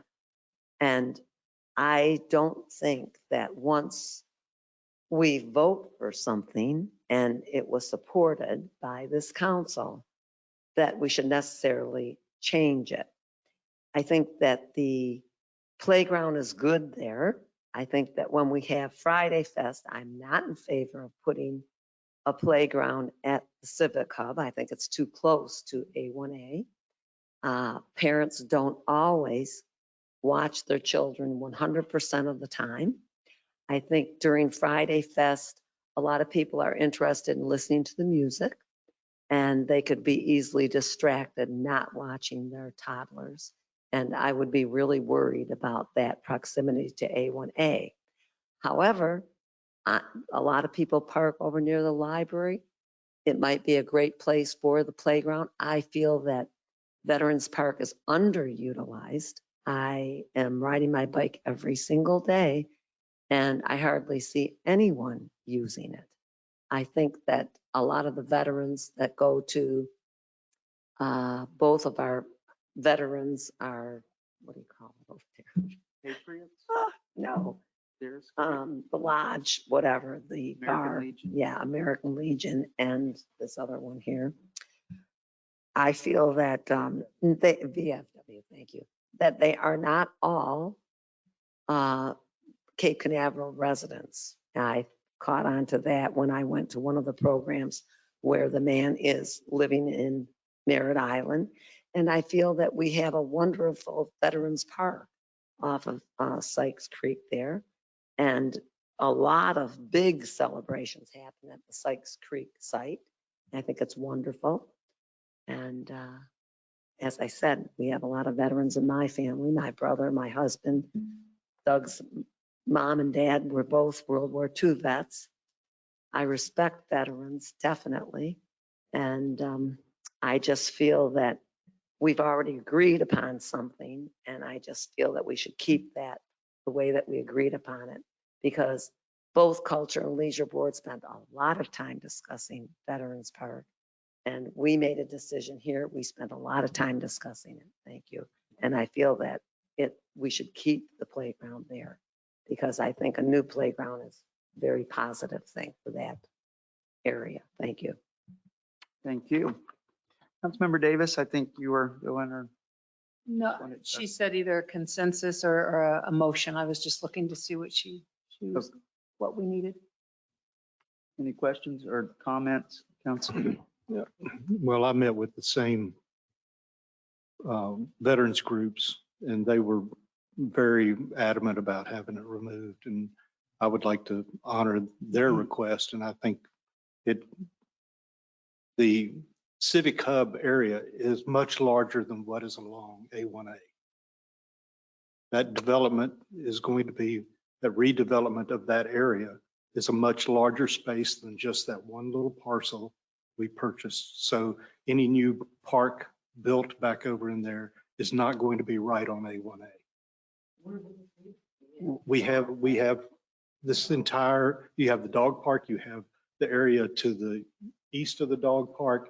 We have parking lots that can be redone, because we're going to be redoing probably a lot of it to put in the underground stormwater vaults. So a lot of it's going to be rebuilt. So I think we should look at, when we're talking about the Civic Hub and what is going to be proposed for it, we should look at it as, all right, we want to put a playground in this area, and we'll see where we can go with it. I think that the big thing is whether we put it in the civic hub or not doesn't really change the fact that it's a good idea, excuse me. It's a good idea to remove this because I was there at one of the workshops, if not both. We held it at the VFW. Gustavo led it. He did a great job. It was well attended. And those veterans, as you said, Councilmember Willis, you had spoke up. And then as word traveled, tight-knit community, went back to the VFW for a couple of occasions. That cookout we did, I saw you there, and unprompted, please tell me you're not going to put that child park in the park. They have the one around the corner. There's got to be another place. And so when I look at the footprint of the park that was going to go there, I agree. We do got the space to work that in to meet the need. Certainly shouldn't be too close to A1A, but as long as it's set back and can accommodate that area, that's going to be such a beautiful park. And when I think about Veterans Park, I think about the range of emotions go from, probably the deepest sadness, no doubt, to good memories and joy of whatever that brought to a family, and that spectrum's there. But I never think of it as necessarily being fun. Certain, I can think of fun scenarios, but it's not that place at all the events I go to. It's just a place of, honor, respect, and to remember. And also, I think we've done a good job with that. We don't have a real need there. And just too many veterans have said to me they didn't like that idea. And I think if those board members knew that, they would see it that way. So that's all I have. I think removing it is a good idea, and we can figure out how we spend it and where we spend it later. Mr. Mayor, Yes. I agree. I think we should honor the wishes of the vets. That's the most important place for them. I think that we can certainly find a place for the playground. And if need be, we have playgrounds that are fenced in, that could also help as well. And it's something that we are not spending more money on the park. We're actually, we're going to have a contingency fund. So I would be in agreement. So what do we do with the plans that we've already paid for Veterans Park? I mean, I'm a little confused. We've spent money on an architectural design for Veterans Park. It passed, this council passed it. Now you want to change the plans that we spent money on. So I'm a little concerned about this. Have you been through, when you go through the engineering design build process, this is there's different stages of changes. And we've made changes probably to every project, some significant, some big. So what are we Accidents gonna happen put at there, projects, trees. And so we shouldn't be scared of making a change if that's what the community wants. There's things that get oversaw, missed. The community center, we had to make parking adjustments. We had trees. We had all types of adjustments. And I think this is no different than those. All right, but my concern is we've already paid for this. All right, we've already passed it. So now I'm wondering, what is Veterans Park going to look like? I'm not sure. Oh, you want to see a revised design? I'm just curious. I don't have an idea of what it's going to look like. I know I saw the plans for Veterans Park. We passed it. As I said, Culture and Leisure Board spent a long time discussing it. We spent a long time discussing it. So now I know, now you don't want the playground there. Okay, what do you want there? Mayor, could we have Molly come forward and address some of the ideas that are being talked about there for how that space might be reprogrammed? That sounds great. Can I speak? I think with talking with Molly, and when we did pass the plan, it was, and I had brought up several times, the veterans don't want this playground. The veterans don't want it. And it was passed with that knowledge that the veterans didn't want. But in order to get the Veterans Park done, I had to agree to put the playground. But then as we went on, things have also changed in there. The lighting is changing. the pervious pathways are changing. It's an evolving thing. And I think that with Molly's ideas, that area is going to be more of a reflective place with other things down the road. The sculpture program that we're involved in, there'll be sculptures there, all geared around military service and military things. I think we do have a playground down the street, and it's not costing us money to remove it. It's something that you've been to the VFW American Legion, and they all are against it. And when I told them it passed with the playground, they were not happy with me. So I'm glad that this has come up and that we can take this out and make it a place. And as far as people using it, I think if we add these nice features and more to hometown hero flags, other different things, it will be utilized more for the right purpose as a veterans place for veterans to go and their families to reflect on their service. And we are a city in between two military bases. I think a Veterans Park is very important, and for it to be used for veterans. Remember, I gave you photos of several veterans parks that I really liked and liked the way they were designed. But I agree. I would like to see the design of, I just envision it be a green space or something, just replace, but I think you wanted to talk. So Mia's looking to see if she can pull up the plans for this. But if, and we can provide them later if she's not able to get to them, they're probably buried. But the space on the plans that's designated for the playground, if you look at the plans, all it looks like is a circle. And all we're considering for that space is to remove the playground equipment. Have you seen the Civic Hub in Rockledge?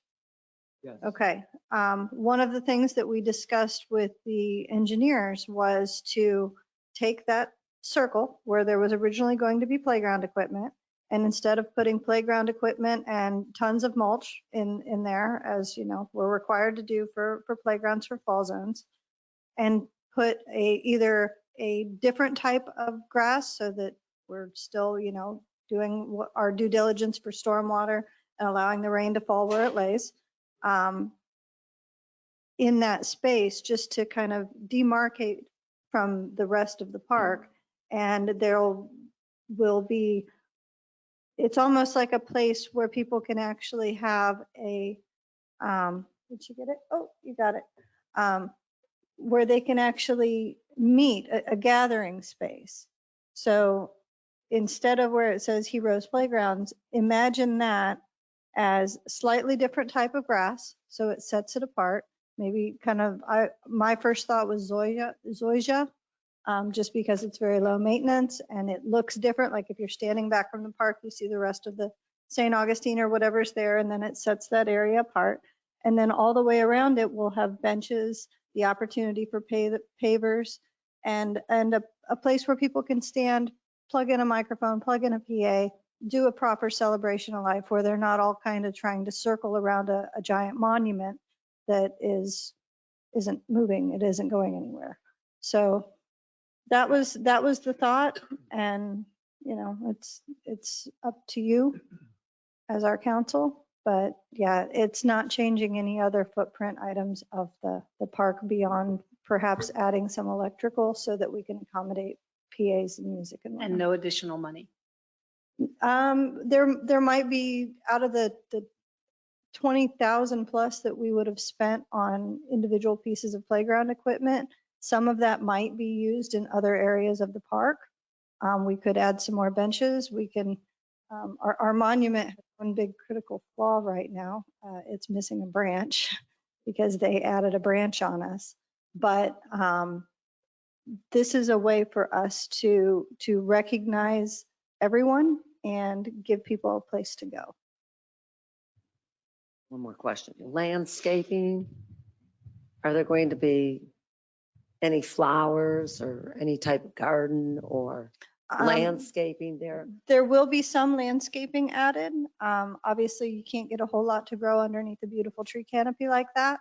But what Tim is actually working on, you'll see to my left, I guess it would be your left as well, where it says stormwater pond.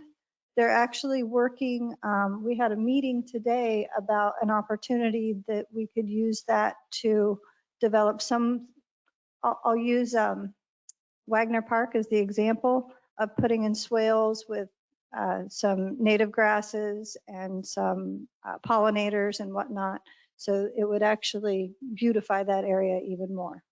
And that was one of the things I brought up in the meeting, because when they were throwing out all their, high level ideas, I'm like the one standing there like, people are going to be taking pictures here.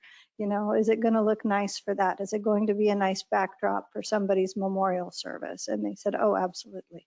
So those are considerations that are being put forward. It's beautiful. All good. Any more questions? So this is a discussion item that, if we're okay with removing the park, we can circle back on, the remaining, but I think, Councilmember Kellum, I'll leave it with you if you. I think that we should remove the parking Playground. and I mean, not the whole park.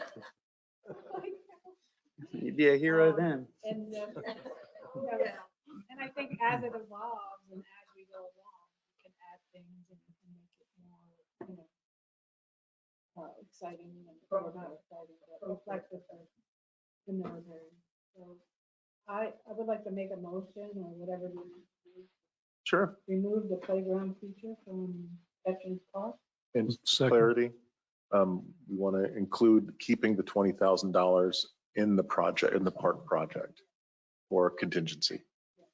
Yes, and that's great. We okay with that? Yeah. Fine. Okay. Yeah, you seconded, Councilmember Daher. Okay, got a motion by Councilmember Kellum and a second by Councilmember Willis to remove the playground from the Veterans Memorial Park design plans, with the understanding that those funds will stay in the contingency. Any further questions, discussion? City Clerk? 4. Councilmember Kellum, 4. Mayor Morrison, 4. Mayor Pro Tem Raymond, Or Councilmember Willis. 4. Motion passes 5-0. Thank you. I think the veterans are going to be happy about that. And a special shout out to Mia for bringing that up on such short notice. That is awesome. Yes, thank you. Now we're going to go back. For those of you following along, we jumped ahead and knocked out items 9 and 10. So we are now back to the bottom of the agenda, which is item number 6. We have reached the 8 o'clock point. Do you mind if we take a break? We can go through this one, but I would rather take one now if y'all are okay, and we can come back and finish the final 2 or 3 items. That's Is fine. that okay? Okay, we'll take it's 7:53. Let's try to be back at 8:05. 8:05. If that's okay.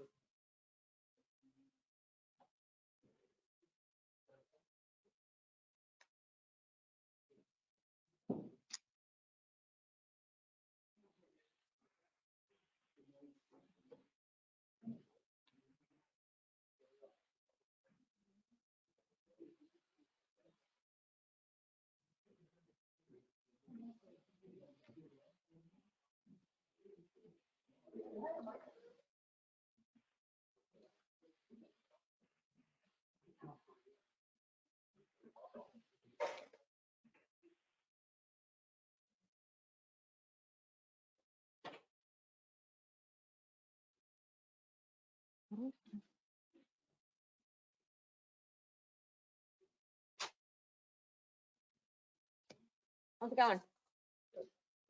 Pretty good.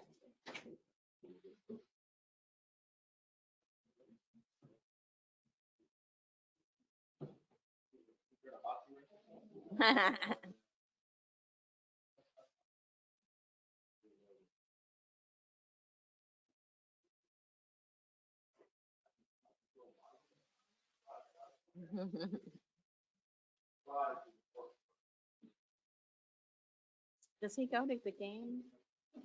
Does he go to games like the, yeah, I know he plays and his daughter plays too, right? Does he go to the games like in Orlando? What, I don't know what the team is.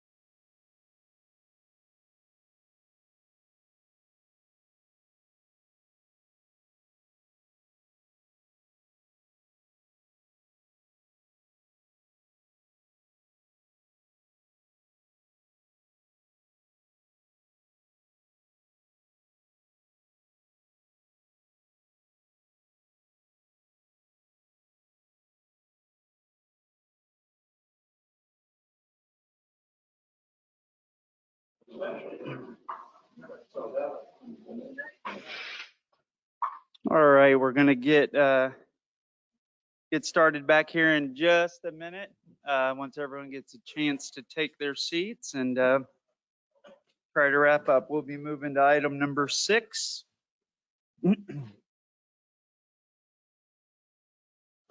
Two.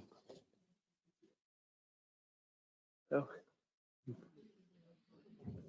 And for those of you who are listening at home, we're going to get started here any moment now. And just if you have a public comment, we are going to be starting on item number 6. Please raise your hand.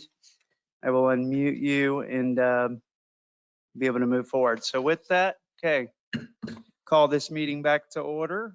It's January 17th. We are 8:06 p.m. and we are making way here on down to item number 6 on the agenda, which is to approve an option for audio and video production services upgrade in the amount of up to $62,844.56 and to include the rate of $110 per hour for technical support. The city manager, I think, will give us an overview, but emphasizing that that was an amount up to. I think we got a few options here. Staff put together a nice summary. With that, city manager. Thank you, Mayor. I want to say this all started with COVID, but it really started before that. When we were designing this city hall facility and this city council chambers, we knew that there could come a time where we'd want to have enhanced audio video production. That's the reason the booth is back there behind the glass, so you could have a space for a person to actually produce quality video and audio. We never created that. We never paid for that. It's still not there to this day. In fact, what we have is a single camera on the back wall back there. And that's when you look at the recordings, that's the view you're seeing. It's not a quality view. It's a single static camera. Fast forward to COVID. When we got into COVID, one of the first things we did was realize we couldn't meet together. We all were at our homes and we had this new product, GoToWebinar, and we all of a sudden saw each other's faces at these meetings. And I think we all said, well, that's kind of cool. That's kind of neat. And then we ended up sticking with GoToWebinar. It came and went a couple times. Now where we are is City Council said, let's look at options to keep GoToWebinar and upgrade our chambers audio video. We said we promised council we would keep this in front of us, and we have. Fortunately, Mayor, you're taking over control of the GoToWebinar command from the dais here, and thank you for that. You're doing a wonderful job, and staff really appreciates it. I really appreciate that. So this is the other side of it. This is the audio video. Audio video costs money, so you want to have an additional few cameras. I think this proposal, Tim, correct me where I'm wrong. Actually, Tim, if you'll come up, because I'm going to need to ask you some questions. We'll include 3 cameras. And they're all dynamic cameras, so they can pan, zoom, and tilt digitally, but that requires a person to operate them. That person would be provided by IM Solutions at a cost of $110 per hour, block 20 hours of time, and they'd be back there mixing it, just like they do the city of Cocoa, just like they do at Port Canaveral for those meetings. The central piece of equipment that we would need, in addition to the cameras, is a device called a TriCaster. It is the hub where all the video and audio come into and it gets processed. That's where you can do your fades and your swipes and your all the little words you type there in the bottom, who's speaking and what the topic is. All that editing goes into a live production. So it would the feed would show all that, mixing different camera angles, zooming in, switching to this camera while that camera's going over here and then switching back. All that happens back there by that operator. Gets streamed out live, but also goes to our recording. So our YouTube, when you go to look at the YouTube video, it's a much more highly produced recording. Audio is already the way it is. Audio is not expected to improve much, but the video is really going to be where we capture an additional improvement. So that the first option they gave us, IM Solutions, well, before I get into that, City Council said put this out to bid. A couple months ago. We did put it out to bid. Tim, there was, I think, 4 or 5 companies here at the first bid meeting. Is that correct? Yes, that is correct. Okay. There's about 5. 5 different companies were here. They were all given the same marching orders that the equipment that we've paid thousands and thousands of dollars for in here, we really like this equipment. We just want to add on top of it. So Tim, correct me if I'm wrong, we only received one bid. That is correct. We only received one bid from IM Solutions. And the reason we didn't receive bids from the other companies, do you have any idea why?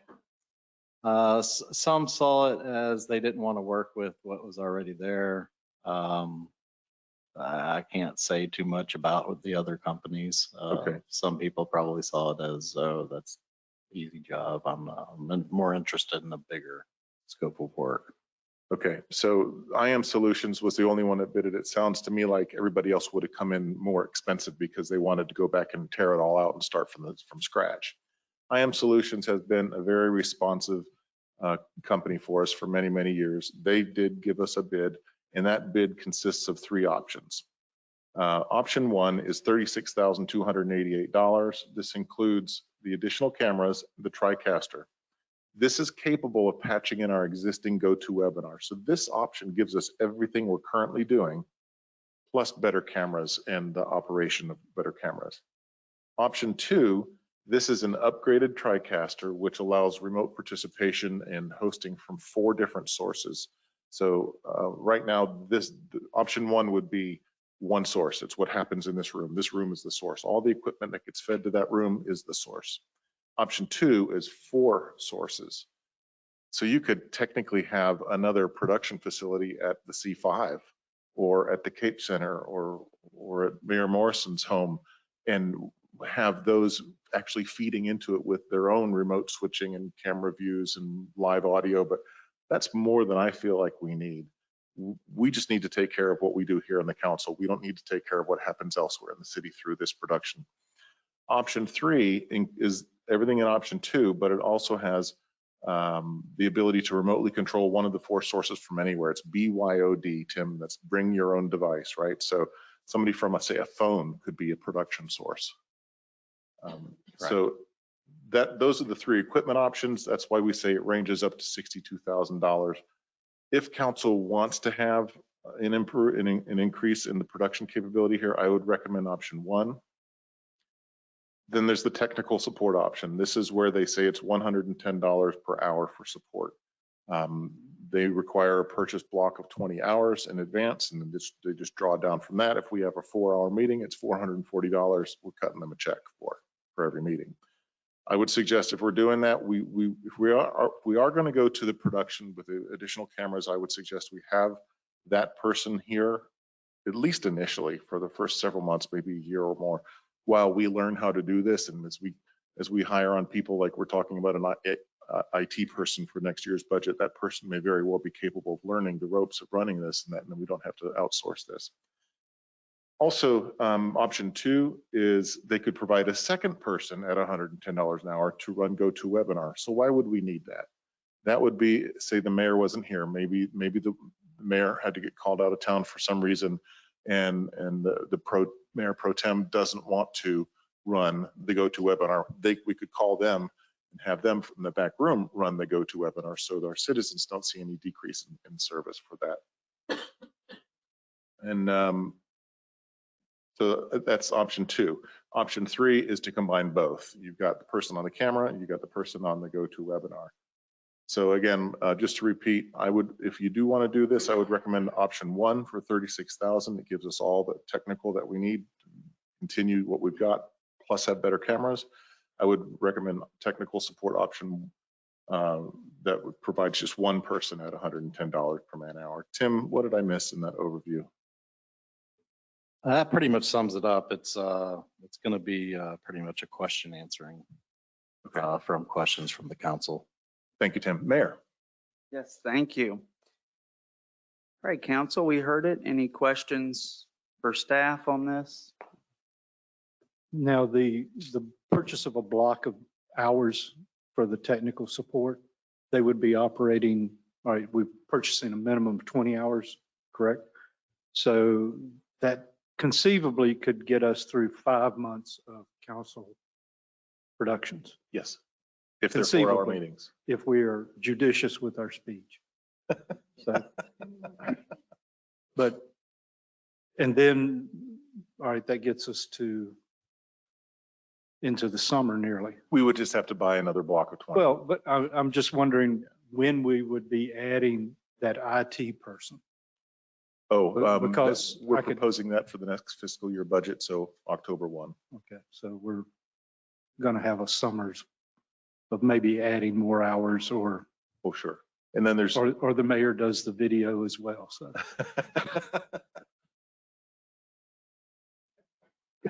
He's capable, I think. Did I run the video? Well, hey, you do pretty good with the, Oh, yeah. so I just wondered how that would go. But it would take 60 days to implement the entire. Yeah, Tim, if we gave them a go answer, how soon would we have it implemented? How soon could they have this solution implemented? Cameras installed, TriCaster sitting back there, ready to go. That is a question I will have to get back to you on. Okay. I know that they were ready with everything for option 1. As you guys got the memo for option 2, it was because they did not have that in stock and it increased. Yeah, they made it clear to us that option 1, they could support this price if we let them know by tomorrow. Option 2 and 3, they can't control those prices. Those are going to go up how much? For the new tech brand, it was 10% across the board. So the option 2 and option 3 would be 10% higher than what we're seeing here? Correct. Okay. Yeah, they couldn't control that and contain that pricing anymore, but option 1, they can contain it if we let them know ASAP. That's all the questions I've got. I'm good with option 1. I don't really see a need to go to that extreme. Thank you. Yeah, Councilmember Davis. My question, excuse me, how many people on average would you say uses this feature? Where they're actually, watching it and trying to communicate in that? How many people do we have? Is Molly here? Molly ran some numbers and gosh, just off the head and count, you help me out if you remember, the peak would be a few hundred, like a COVID scenario, just trying to give you the range, and probably 0. It's probably, I would say the average 15, I don't know. For the live meeting. My concern is that we're talking about our budget, we're talking about spending money. I mean, if we had a lot of people using this function, I think it would be worth the money to spend. Right now, it's effective for the amount of people that we have. And this is something that we would like to have, but the city doesn't have to have. I'm all for, having the meetings videoed and the communication and public participation. I'm not against that. I just think we need to consider spending this amount of money when we only may have 0 to 15 people on average using it. So that's just a concern of mine.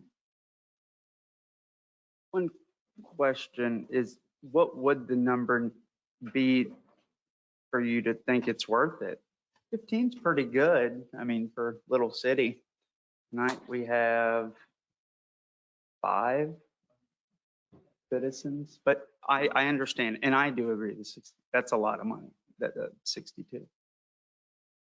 Yeah, I'm not in favor of it at all. I just don't think we need it. I think it's what you've said in the past. We need to spend our money on the need to do's, not the nice to have. This is one of the nice to haves. I think $110 an hour is rather extravagant. If we have 6, 7, or 8 hour meetings, if we start at 4 o'clock and end at 11, this is a lot of money. I am not in favor of it at all. I don't think we need it. Thank you. I think we're doing great with what we have.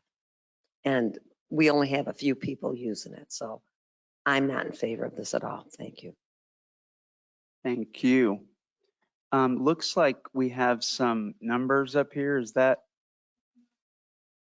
Well, I mean, it gives at least do we have, okay, we have a year. So 2020, that was March was COVID, right? 2020, and then 2021 is, we got through, looks like March of 2021, and 22, 14, yeah, your averages are 2018.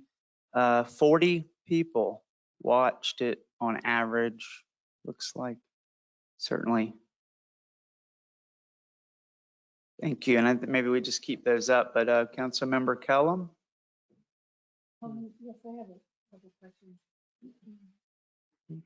For the board meetings, would this be in effect for those too, the advisory boards? We asked the question of IM Solutions, that same thing. We felt like we wouldn't want to start with all this production for the board meetings. We said, can you have a set it and forget it setting that we don't have to have anybody here from IM Solutions. They just push a button. It works through all this new equipment very simply. It just like we do it now. And they said, yes, we can set you up like that for the boards. Right. So we wouldn't have to pay the $110. Correct. I think it's important, especially, we have an aging residents here that some people can't make it or don't come to the meetings. I think communication and public participation is important.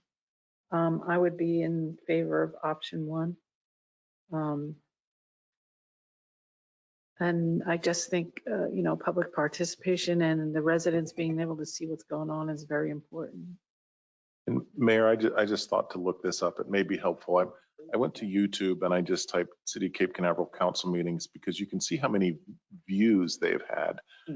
I'm looking at 105 views for this meeting, 67 for that one, 94, 67, 69. And those are only going to potentially grow over time. They're never going to go down. And whatever we produce would be that YouTube video, a better quality production for that recording as well. So I want to mention there's viewership months and years later as well. It's an investment that continues to improve access. Yeah. And yes, thank you. That is important. And I was just going to agree. I think better quality recordings will bring more people probably to view it than what we have right now. So. Yep. So thank everyone who's worked on this. We've just been talking about it. We've made some investments, and I think that it's helped staff focus on what they're best at. I like this company that they're local. It is a lot of money. I think the $62,000 and the $60,000. I don't understand why we would spend either one of those for what we're getting. That's not a good fit for us. I agree with, I think, what staff is recommending. And the option 1, though, would improve the quality. And what does that mean to me is it improves comprehension. It gives people who are watching from home the ability to watch things that we like to watch ourselves. I mean, let's be honest. If you're watching a show and the view is that far away and it's really just an audio production. That's all they have. They can hear it. And at a minimum, the audio will improve. That's a really big win. We've had some audio challenges. Some of it is nothing to do with our fault. There was some issues on that side. We worked through them. We've gotten, I think, really good. Cape Canaveral leads in stormwater. We lead in a lot of things. And I think that we are the rising star and a model on citizen engagement with what we're doing. When other cities talk about providing access to the public, no one that I spoke to does it the way we're doing it, and I think I'm really proud of it. And the other cities are inspired, and some of them are working and taking action. The fact that we provide that two-way communication. But when viewers watch what the product today, and as our city manager said, that was excellent because the final work product is that YouTube video. This is a one-time upfront capital investment with ongoing hourly. That will continue, but that upfront investment is one of the best investments we could make. That will pay for itself by giving Cape Canaveral the respect that we need. I mean, we're not going to reach the millions from this city hall. We're not. We're not going to have the best ideas from any physical location. It's going to flow in through that way. And so if you want to physically be here, people can do that, but they can engage in a much more meaningful way when you improve the quality of the production. And so the folks with mobility issues, the folks with disabilities, today we have an audio for the visually impaired and for those who have hearing or deaf, those issues, we are really going to help those folks who are watching us. Body language is such a big part, but it's not even about that to me as much as it is. I think we've got a really good vision statement. I know we're working towards finalizing that, and we've got some values we're all, I think, really proud of. And one of the mission on how we get there, the visions where we're going, mission, how we get there is, I think, going to be continuing to engage the way we're engaging today. I mean, this has been a full rally, and I could not be more proud. And this is sort of an exhale on something that we've really worked hard on for the past 18 to 24 months to get it right. Well, really since COVID, this has put the pressure on, but the fact we've been able to maintain it, and I'm happy to sit and do this part of it. This is going to, I think, take Cape Canaveral, the gateway to the rest of the universe. We are the rising, the space coast. The whole world is watching the city of Cape Canaveral. And when we are able to put our message out, people want to know what's going on in this city because it abuts some of the most amazing things in human history that's ever happened. We stand on the front doorsteps of that. And so we want to elevate this profile and to get the greatest minds paying attention to Cape Canaveral. Says, I want to live there. I like what that city council is doing. They're investing in their veterans. They're investing in their stormwater. They're doing the things I want to do. Today, they don't have a great opportunity to do that. Today, we know what they see. They see a blurry block and an audio production that sort of goes in and out. This is a local company that I think has invested, given us a very reasonable upfront investment. And this work product, as our city manager said, is now going to go to the next level. You could really see Cape Canaveral benefiting when we're able to tap in to that many more people. It'll increase our exposure. It'll increase our public participation. It'll increase the length of time that people watch. It is painful to stare at the same thing. So having a lot of the things that we heard with the switch and the fades, it'll be a production that I think we would want to watch. I got to be honest, I don't watch a lot of our council meetings unless it's for work, and I'm trying to, think back on, the way we took, but it would help, I think, us as well. Literally all 7 continents, you can have a great production. One of our council members was in the continent of Africa. You travel the world, and the fact that you can tell your neighbors in other countries, watch us here. Would they watch what we had today? Probably not. And so being, multi-continent, getting to the 21st century and giving a good production for those who can't make it here on an hour. And I know I'm going long, I'm wrapping it up.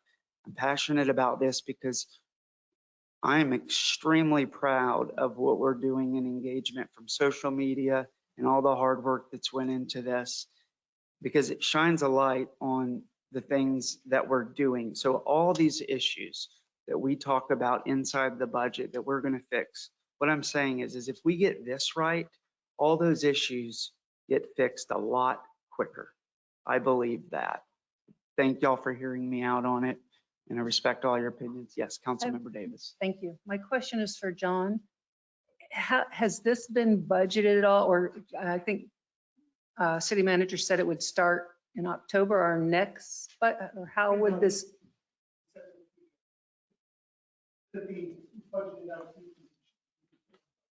Okay, so this $36,000, where is it budgeted for now, or where is it? It is budgeted, yeah, and it comes under the legislative of the $50,000 that's sitting in your budget now. So we had it estimated at $50,000. Okay.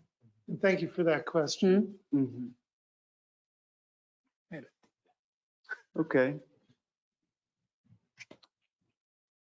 I know it's something that we can continue to talk about. I don't see any hands raised, and I also don't have any cards on it.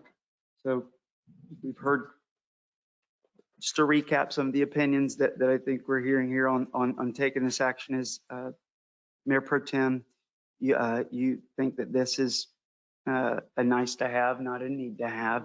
I respect that. I think it is a need to have. That's okay. I get that. Councilmember Davis, you think this, I think we all agree that the 60, that no one's talking about the $60,000 option. You think that this is expensive as well, right? And then I think the balance, we all like option one, Councilmember Willis and Councilmember Callum. So Councilmember Davis, I just want to make sure I understand your thoughts on it.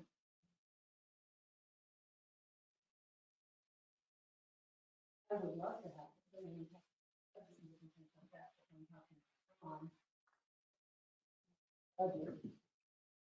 I could go along with that.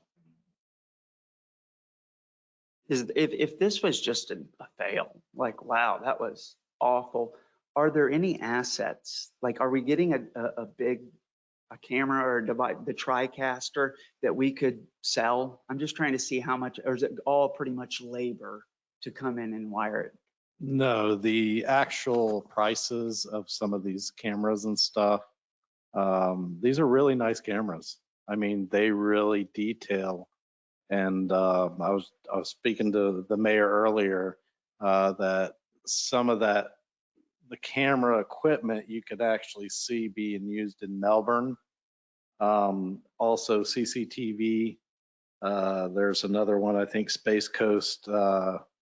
It's a Space Coast. There's another couple cameras that they've used in different places. The port uses them.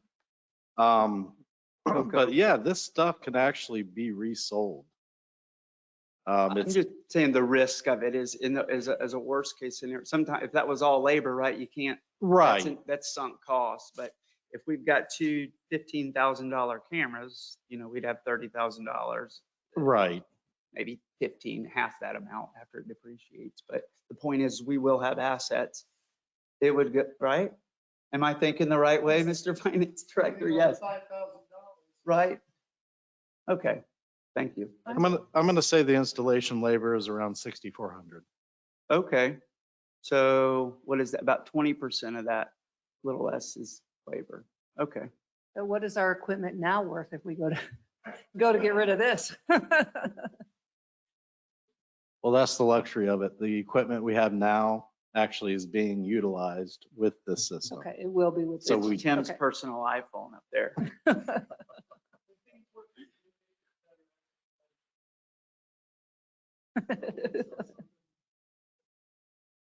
Okay.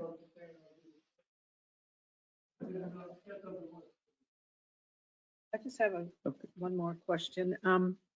So when we hire the IT person, that $110 an hour will go away?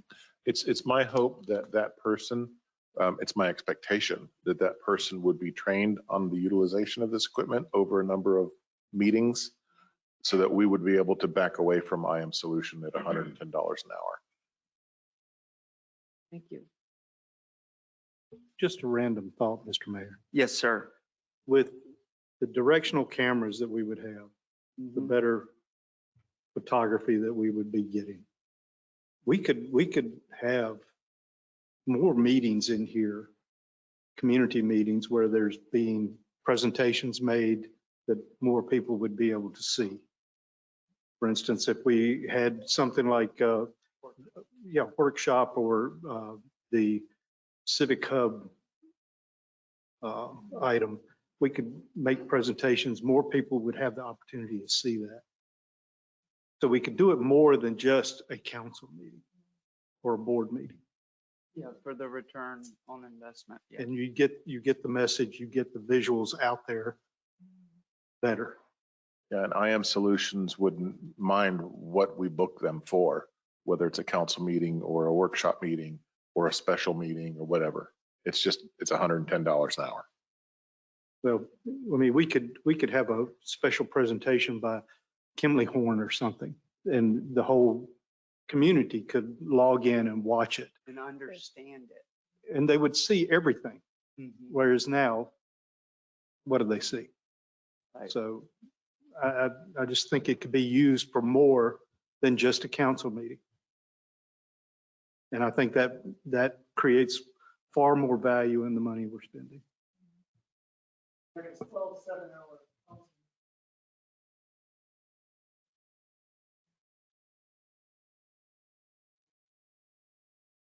That's what 12 7-hour. But look at what's happening in 2023. We're trending well right now. Let's go. We're gonna get, Let's call a question. are we ready? Okay, so it sounds like option one. Thank y'all very much for talking through that. Is there, city manager, is there anything that you need for clarity? We'll just need a motion. Okay, sounds good. Let's do whatever we want to move on. I'll make a motion to adopt option one As well as support option. as well as support option two. Yes. All right, got a motion by Councilmember Willis, a second by Councilmember Kellum. Any further discussion? City Clerk? Councilmember Davis, Four. Councilmember Kellum, Four. Mayor Morrison, Four. Mayor Pro Tem Raymond, Against. Councilmember Willis. 4. Motion passes 4-1. Now we are moving on to item number 7, which is a public hearing item, ordinance number 02-2023. And if our city attorney is ready, go ahead and get started. Ordinance number 02-2023, an ordinance of the City Council of the City of Cape Canaveral, Florida, amending the solid waste agreement between the city and Waste Pro of Florida, Inc., pursuant to section 2.12 of the city charter, to adopt a new residential and commercial rate and extend the term of the franchise until September 30, 2027, providing for the repeal of prior inconsistent ordinances and resolutions, incorporation into the code, severability, and an effective date. This is first reading of this ordinance, also public hearing item. As noted in the title, the city charter requires an ordinance or substantive amendments to a franchise agreement. The two proposed amendments trigger the ordinance requirement. Those amendments involve changing the residential and commercial rate in the city, as well as extending the duration of the term of the franchise. So I'm happy to answer any technical questions. The manager obviously can speak to the proposed rates, which I believe the council was briefed on at your last meeting. Mayor. Thank you, City Attorney. Council, any questions for staff on this one? It's a public hearing item. It'll be the first of 2 readings. No particular order. If you have a question, we can get started on questions. I do have a comment card, and so after, just want to get any technical questions out of the way. Go to public comment and bring it back. That's okay. So good right now? All right. Public comment card is from Mr. Scott Holmes.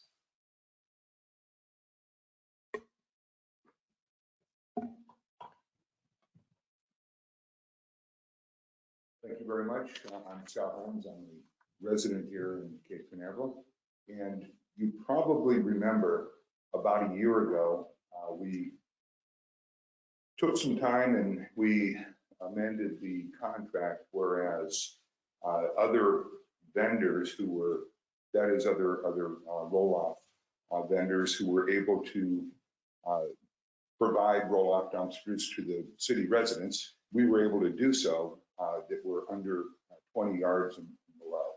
And Waste Pro was still able to have the exclusive on larger dumpsters. I just want to make sure that as you go through taking a look at this new amendment for and extending the things with Waste Pro, that we give strong consideration to keeping that in place. That is with other vendors who are qualified to be able to service the community with the size 20 and under roll-off dumpsters. I used the example before that if you told every resident in Cape Canaveral that they could only order pizza from Wise Guys, that would be great for Wise Guys. It wouldn't necessarily be great for all the city residents. And that's exactly what I think would be happening here by giving Waste Pro the exclusive ability to only serve Cape Canaveral with every size dumpster. Some of the things that I spoke about previously were the size of the dumpsters, the fact that most of the smaller dumpsters go to residential homes, which have small driveways to begin with. And we're specifically talking about people that might be getting a new roof. Maybe they're doing a garage clean out. I'm not specifically talking about all the dumpsters that are provided to the new hotels and the large construction that's going on in Cape Canaveral. And I think that over the last year, having the ability for the residents to choose somebody else other than Waste Pro has been beneficial. As an example, when you're a roofer, you're typically using a specific roll-off dumpster company, whether you're doing it in Cape Canaveral or Merritt Island or, you know, wherever in Brevard County. And they've got that relationship. They know how things are serviced and so forth. And by having them switch vendors, it's a complication. And one of the reasons why this originally came about is because Waste Pro was not servicing those roofing vendors in the fashion that they needed to be serviced. So I just really want you to give strong consideration to that. And the other things that Waste Pro is doing with the residential trash pickup, the open top containers, items like that, I think they do a wonderful job, and they should continue to do that. Thank you very much. That concludes all the cards I have on that one. City Attorney? Yeah, regarding that point, you know, that's currently allowed under the current franchise with Waste Pro, those small. The 20 and under? Those small C&D roll-off containers that are not covered under the exclusivity provision in the Waste Pro. We did talk about that probably last year. But, you know, I'm not aware of anyone actually coming forward and submitting an application to the city, Dave. And in order for a company to have that opportunity, they likewise have to submit an application for a non-exclusive franchise to authorize a C&D roll-off business to operate within the city for those small container sizes. And then that would be brought to the council, and the council would authorize the non-exclusive franchise, providing the applicant meets all the requirements in a similar manner that this Waste Pro franchise is being proposed to be amended by this ordinance. So, you know, while this proposed ordinance does not specifically address those small roll-off dumpsters, the current franchise allows for the city to grant non-exclusive franchises for businesses that want to do that kind of business in the city. We just need those businesses to come forward and submit the application so the council can approve them. And then it's, you know, that's the way the business goes. Thank you for explaining that. I'm not sure I think I got it, but as a scenario, and I think Mr. Holmes, he had said a certain size. What is that size? And if I understand you, there's a process today for basically anyone who wants to provide that service? On C&D roll-offs, I believe. I don't have all the information in front of me, but the exclusive, yeah, I'm just generally speaking. Yeah. Generally speaking, the current Waste Pro franchise addresses certain size roll-off containers. Okay, and the city granted Waste Pro exclusivity for those certain size containers. So for those small containers that we talked about last year, those are not covered by Waste Pro's franchise. Waste Pro can provide that service, but they don't, but they're not exclusive, meaning someone else can also competitively provide that service in the city. The process to do that is for that other business to submit an application for a non-exclusive franchise for those smaller containers. And that, to my knowledge, I don't think anybody's come forward and submitted that application. But it's always been there as a possibility under the code. And I think we understood that. So if I want a small container and I call a company who provides that in Cape Canaveral, and they come out and they provide a service, and then we're done, and that would have been in violation of our code had they not previously registered as a non-exclusive. Yes, technically yes, because you have to have a license or a non-exclusive franchise granted by the city council to actually do business in the city. It's like a business license. Yeah, but so they couldn't just get a BTR and maybe a permit at most? No. They have to get a Because under the solid waste ordinance and the city's police powers to franchise solid waste providers within the city, the ordinance requires a franchise or a license be granted by the city to do that business, because it's a very controlled business, solid waste. There's certain, obviously, statutory requirements. Not anybody can come in and control or conduct that business without having the appropriate licenses and knowing what to do. Obviously, the business operations knowing what to do with the waste, et cetera, et cetera. They have, there's a check and balance and a licensing and franchise requirement in the city of Cape Canaveral. It's a unique business. How long does that take roughly? If I was a business providing dumpster services? Well, it would be via ordinance. Well, how long, we have an application. We have to pass an ordinance? No, yes. There's an application that the city has on file. The applicant would fill out the application with the requisite information, and that would be reviewed to make sure the business is licensed to do that type of work in the state of Florida, and et cetera, et cetera. And then it would be presented to the city council in an ordinance form, and the council would, in 2 meetings, be able to approve a non-exclusive franchise to operate. Because it's in the waste collection. In solid waste collection. Is that state statute required, or could we waive those?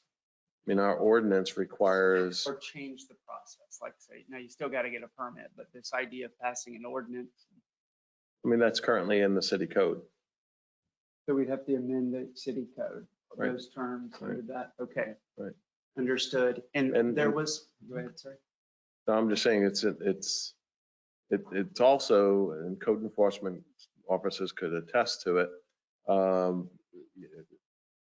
In order to monitor that type of service and making sure the companies are authorized to do business, the franchise process in the city's code allows the city to control and monitor those companies to make sure that they're authorized to conduct that kind of business, and not violate the exclusive franchise that the city granted to Waste Pro. So there's the other flip side of it is the city wants to ensure that its contract and franchise granted to Waste Pro is followed, and not allow companies to come in and provide C&D roll-offs for the container sizes where Waste Pro has the exclusive right to do it in the city currently. So there's that regulatory process as well to make sure that the exclusive franchise rights granted to Waste Pro are able to be exercised without interference with someone coming in and competing against something you granted to Waste Pro exclusively.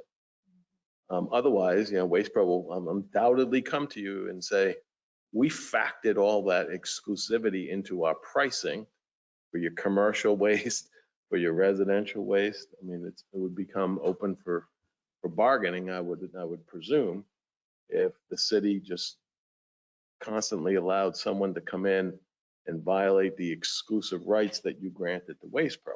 So there's that aspect of the city's solid waste ordinance to keep in mind. But what I don't understand is we did not grant them the exclusive rights to 20 and under. And they signed that agreement and they knew, or they agreed to it, and the councils voted that 20 and under there's a process. I had no idea it required an ordinance, but I think it'd be like any other contractor, that they've got to get the state registrations to the city. If you're going to be in that industry, they go through all the same regulations. I like the idea of us standing there and saying, hey, if you're going to get a certain big, there's some sort of process, sure. Probably not, business license, that's fine. But what am I missing, Anthony, on if Waste Pro knows that sector of the market is not one that they should have ever done their math on? To me, maybe I misunderstood, but aren't they going into the agreement with eyes wide open, knowing that sector is not exclusive? They should. There was a question about that about a year and a half ago, in which that was subject to some discussion. Upon interpretation of the agreement, the city's position was that they don't have the exclusivity for 20 and under, and other businesses can come in and do that service for C&D, provided they meet the city code requirements, which require a franchise or a license approved by the city council. For anyone in waste collection? Well, I wouldn't say anyone, Mayor. I think if you're familiar with the process, there's certain criteria, minimum criteria, these I'm going to call them small haulers need to meet. And there's a reason, there's a purpose for these minimum criteria that are placed. We just don't want the Wild West going on. We oftentimes, our code enforcement folks have to go out and address these small haulers, and some of these dumpsters, well, let's just say they don't meet it. They're not very aesthetically pleasing. I'm not saying that's an important consideration. What I'm trying to get across to you is there needs to be some minimum level of requirements for these bonding, a certain, and how it's done, whether it's done through an ordinance. I mean, that's something the council can discuss. If you want to come up with a new process, that's your prerogative. But I think there's whatever process is settled on, there needs to be some minimum level of business operational requirements that need to be maintained. Agreed. And I think business tax receipt and, maybe for a certain size, a permit or something. But yeah, to change the ordinance to allow that. I'm not in the business. I thought there was a sector that was not allowed, that was an issue, if I understood. Mr. Holmes had brought it up, that I remember the 20 and below, but it was 20 and, I don't know, 40, or wasn't there a gap that? It's the way the contract, and Platt's here, you can talk to this if he wants to get more specific. My recollection is the contract says 20 cubic yards and larger is covered under the exclusion by Waste Pro, which means 19.999 and smaller is not covered by the exclusion. Can I ask some questions to anyone? You're in the business, Scott. You've been a help for me and us to understand.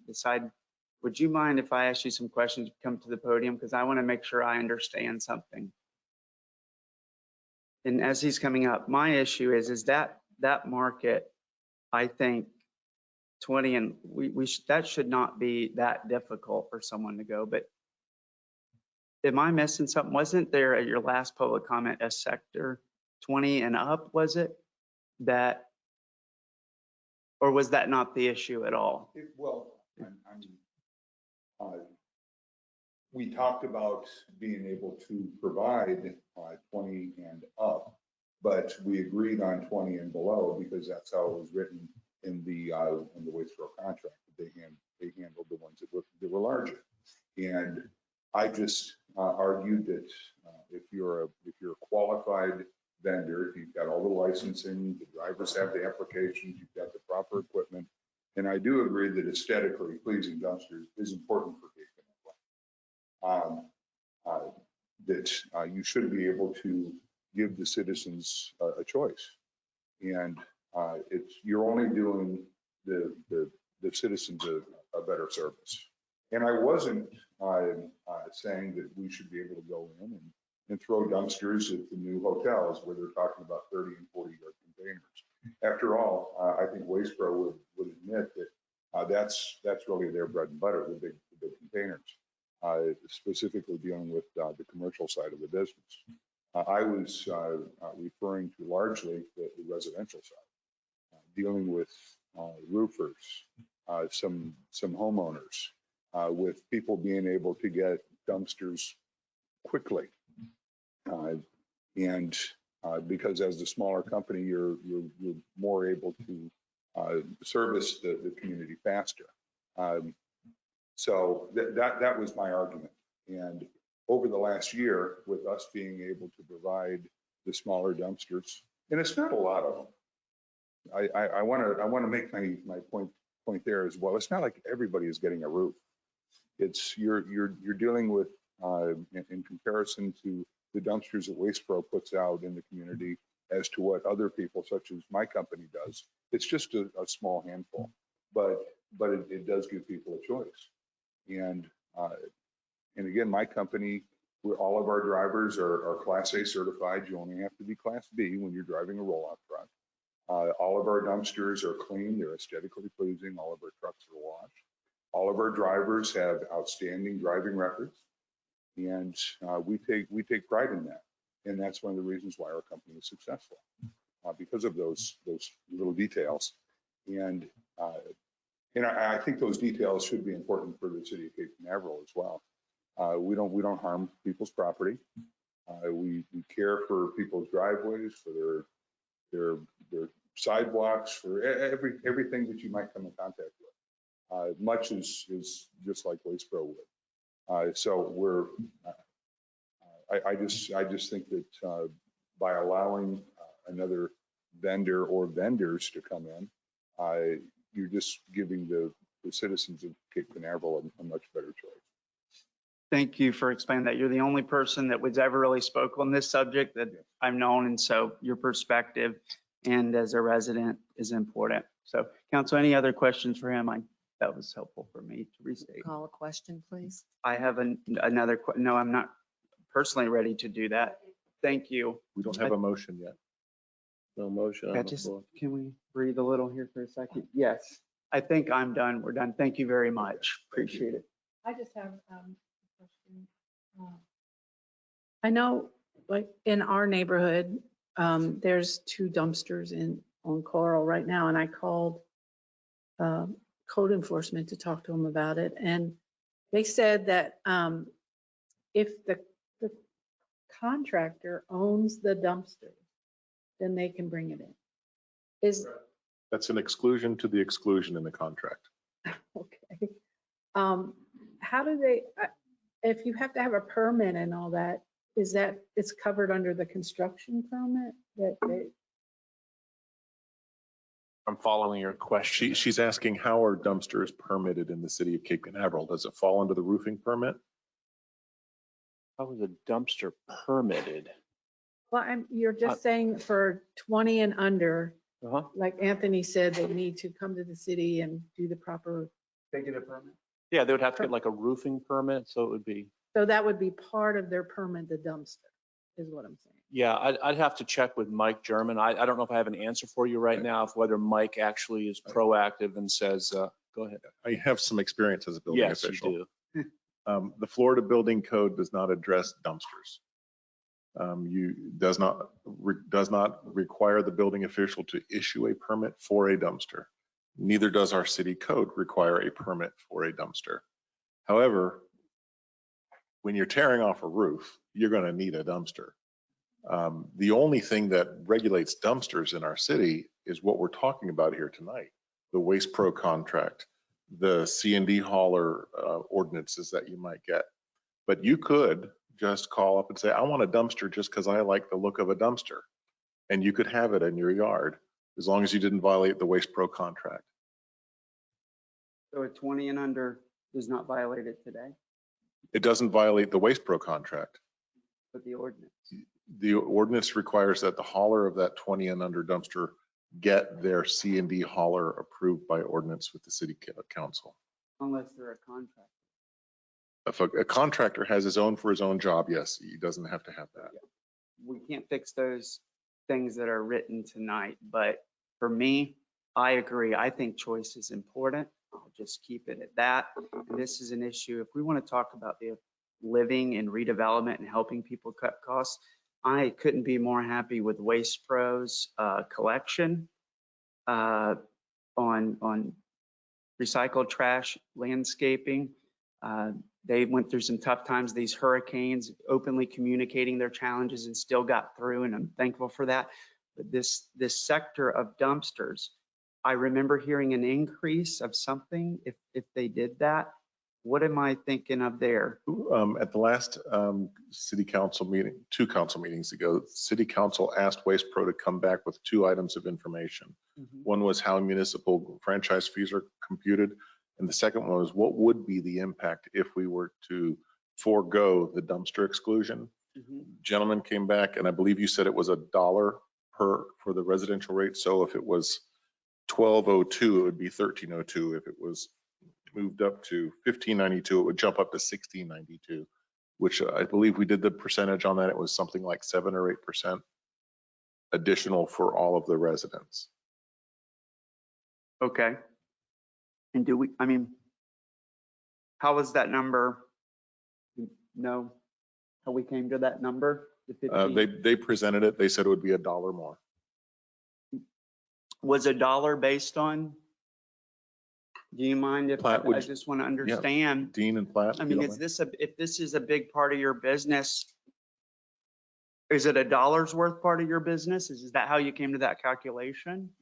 Well, first off, I want to be clear that it's not 20 and under. It's under 20. All right, that's what came back to us. Our understanding, I'm relatively new here, but then was we had exclusive rights and then a discussion between that as under 20, not 29, which is a big factor because 20 is probably the most popular size that's out there. So it is under 20 the way it's presented to me. And when you did the rates, it was based on not having the exclusivity on the 20, or did you do it on all sizes? We did not do it on sizes of space and other sizes. Those are the primary sizes that I got. Okay, thank you for explaining that. So 10s and 15s, and just like everybody. So this is why we do have plenty of those. Anybody here? You want one? Call. Well, I think this is why 19 and a half dumpsters start getting created unnecessarily low, right? And so I don't think we want to do that.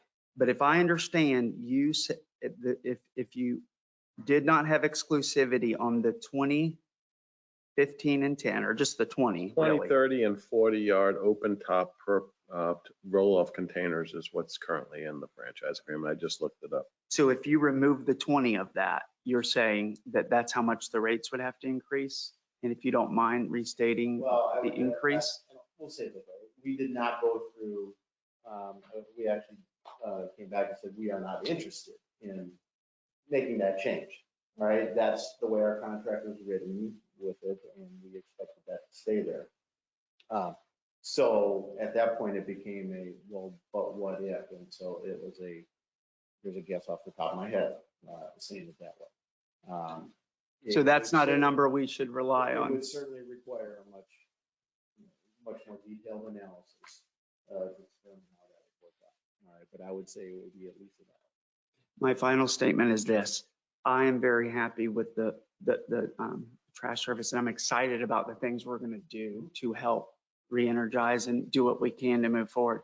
But this section, I have received citizen complaints in Harbor Heights. I've only talked to one really technical expert and yourself on it here, on the actual service side of the business. But there's been issues in there. And the more I thought about it, it was a morality thing. It was an American thing. I understand the franchise agreements. But I believe I asked for this very early in the process to say, how much of that business would the 20, if you open that up, would it lose? So I think it's something we want to know, but if I understand you, you really don't even want to do the math on that. You're just saying that, hey, if that 20 size isn't, you're not interested in. No, We we want to keep, obviously, we would like to have it all, obviously, the 10 to the 15. That was our understanding. And then we got the clarity on it that it was, that part was not included. Like I said, the 10 yards, the 15 yards were not included in the exclusivity of that. But no, we would like to retain the 20s, 30s, 40s, compactors, etc. Yep. And one last thing, if I may, Platloff, just the 20s, the exclusive 20s, 30s, and 40s leverage the residential rate that we've proposed. Those commercial sizes leverage a very low residential rate. If 20s were removed, then that would obviously affect our residential rate. But do we know how much? That's the one number I've been after since this was first brought. If we were to remove the 20, exclusive 20s, we would look at roughly $1 per home per month, as well as $1 per cubic yard on the commercial piece. And what is that? Is that losses or the rate you would need to maintain? That I would guess be the those are rate one and the we same. would need to recoup. So are you saying that that's based on historical averages of that volume? Correct. That's based How on. far back do you go? I haven't run it. Okay. That's just a rough number. Okay. I know we have two readings of this. I want to move forward with the increases. I don't feel comfortable not knowing that number. That's something I would like to do between now and the next reading, is know that number before I can support this. I want to support 95% of it. I want to understand that, and I might come full circle. But today I'm not even that, I'm just neutral on that, and because it's not fair to you or anyone to say on whether I think adding the 20 in is a good idea, because there's a number that has to make you happy. Otherwise it's not worth it, and vice versa. And I think I need to learn a little bit more about it, but thank you very much. I want to get this pushed through, but that's something that I don't understand. Whatever the rate is without it, if it's $1, I want to be able to do that math. So if that's the one I use, will that be good, or do you want to go calculate again and verify? We can count on $1. If I'm, We should go back and maybe. I would like that between now and then. That's because that's the value of the decision. So thank y'all. Yes. Okay, maybe it's just me. I'm confused. I thought what we were doing is they want the contract as is, correct? That keep it as it is, and just the extension of what we've talked about. So I don't understand where you're coming in with the dumpsters. And maybe I missed something, but we're going to be voting on the contract as is and But moving this, forward. no, and I agree, but this contract extends for, the contract we're under right now, it goes for 2 more years, right, roughly? And what we have before us will go, Yes, the current contract ends in November or October 2024. yep, This would take it out to 2027. so we're changing the contract, we're extending it. And so in 2 years, if we did nothing, we ride this out, we don't make any changes, which I do not want to do. I think we should make a change, the ones we talked about. But what I'm saying is, hey, while we're making that change, over here is an issue. So we have the right to rewrite. I mean, amending the contract is what we're talking about doing. They came and said, can we amend? And today we're talking about the contract amendment and approving the proposed. Yeah, I mean, it's, they opened up the contract. It's subject to negotiations. If the council wants to, review whether or not taking 20-yard roll-offs out of their exclusive contract is in the city's best interest, I think you can do it. It's just going to have an impact on the pricing, and maybe they don't even want to do an extension after that. I don't know. But it's subject to negotiations. The contract's being opened for some amendments, and it's negotiable. But, I'm going to state again, currently, it's roll-off containers under 20. It other haulers can do that service today in the city.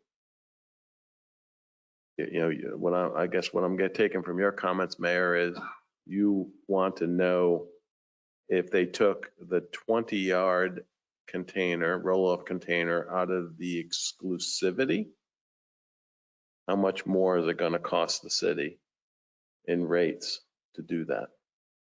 Right? That's the question I think or the answer you want before you make an informed decision. So my question is, Mr. Mayor, why do you want to take the 20 off and add expense to the city? Because I think that sector of the waste collection, there's the contractors that are doing roof tear-offs, they have their own dumpsters, they have their own relationships. When there's redevelopment, they have their relationships with their dumpster companies. They have a relationship with Waste Pro as well. There's folks out there that kind of fall in between. No one's going to be better, and I think in the history of Cape Canaveral has ever been better at handling the residential and commercial routine pickups. The one-off dumpster 20s is a market that's out there. Waste Pro needs to change their, open up the contract on the financial terms. We've all talked about what that looks like. I think that's great, and we should do that and be a good partner with them. And what I'm saying is open that market up, give citizens a choice, because if the time it takes for Waste Pro to get there, I don't know. But if we asked for reports and I looked at response times, complaints, whatever, that's an area I think we're going to be able to improve. Also, the cost. Competition in that sector, I believe, is a good thing. And I do not want to put Waste Pro in a situation to where they are not financially strong and moving forward. And so the rate, I would expect them to move. And if there are reasons why that I'm just completely missing, I want to hear that too. But from what I see is, hey, this isn't something we want to necessarily an exclusivity on, because that's a whole market sector that we think could have more choices out there, which helps lower the cost and increase the quality of service. That's what I'm after. More But choices for the expense of the citizens. That's For right. the for the businesses and residents. Okay. The problem is that if we were to do this and if we were to make this change, for only a few people have even applied for this. We already have people who have the dumpsters. They're able to use them. That's not a problem if you're a roofer or a contractor. Mhm. But we all would be paying for it. That's the problem. We would be The paying for problem, it. yes, that we would have to pay more for this for a few people. And I want to know And how that, much. and that, I'm sorry, but I don't want to pay anymore. We're already going to be paying more, They're already but gonna I be don't want to upset. pay anymore as a resident and a homeowner and also in the condo. We don't want to pay anymore. We're paying more already for insurance, et cetera. I don't want to pay any more as a homeowner. And that's what we're saying. For just a few people, Dave already told you that only a few people have used this situation because they already have the exclusivity. So can we call the question, please, and get on with this ordinance? Well, we would need to make a motion, and I would like to make a motion that we accept I'm on the one. Ordinance number 02-2023. Thank you. I And moved I'll my second page. it. Okay, as written. Got a As written. motion by Councilmember Davis and a second by Vice Mayor Pro Tem. If there's any questions on this motion at hand, my one question is that why would we keep it the same? First of all, we're changing it. Well, as written, I understand that, but the cost for folks to order one of these roll-off dumpsters will potentially go down and save money. So, and my hope is that the time of service when they get the dumpster will improve overall quality. So it's not all up. And I think That's an the assumption amount that of you're money, making.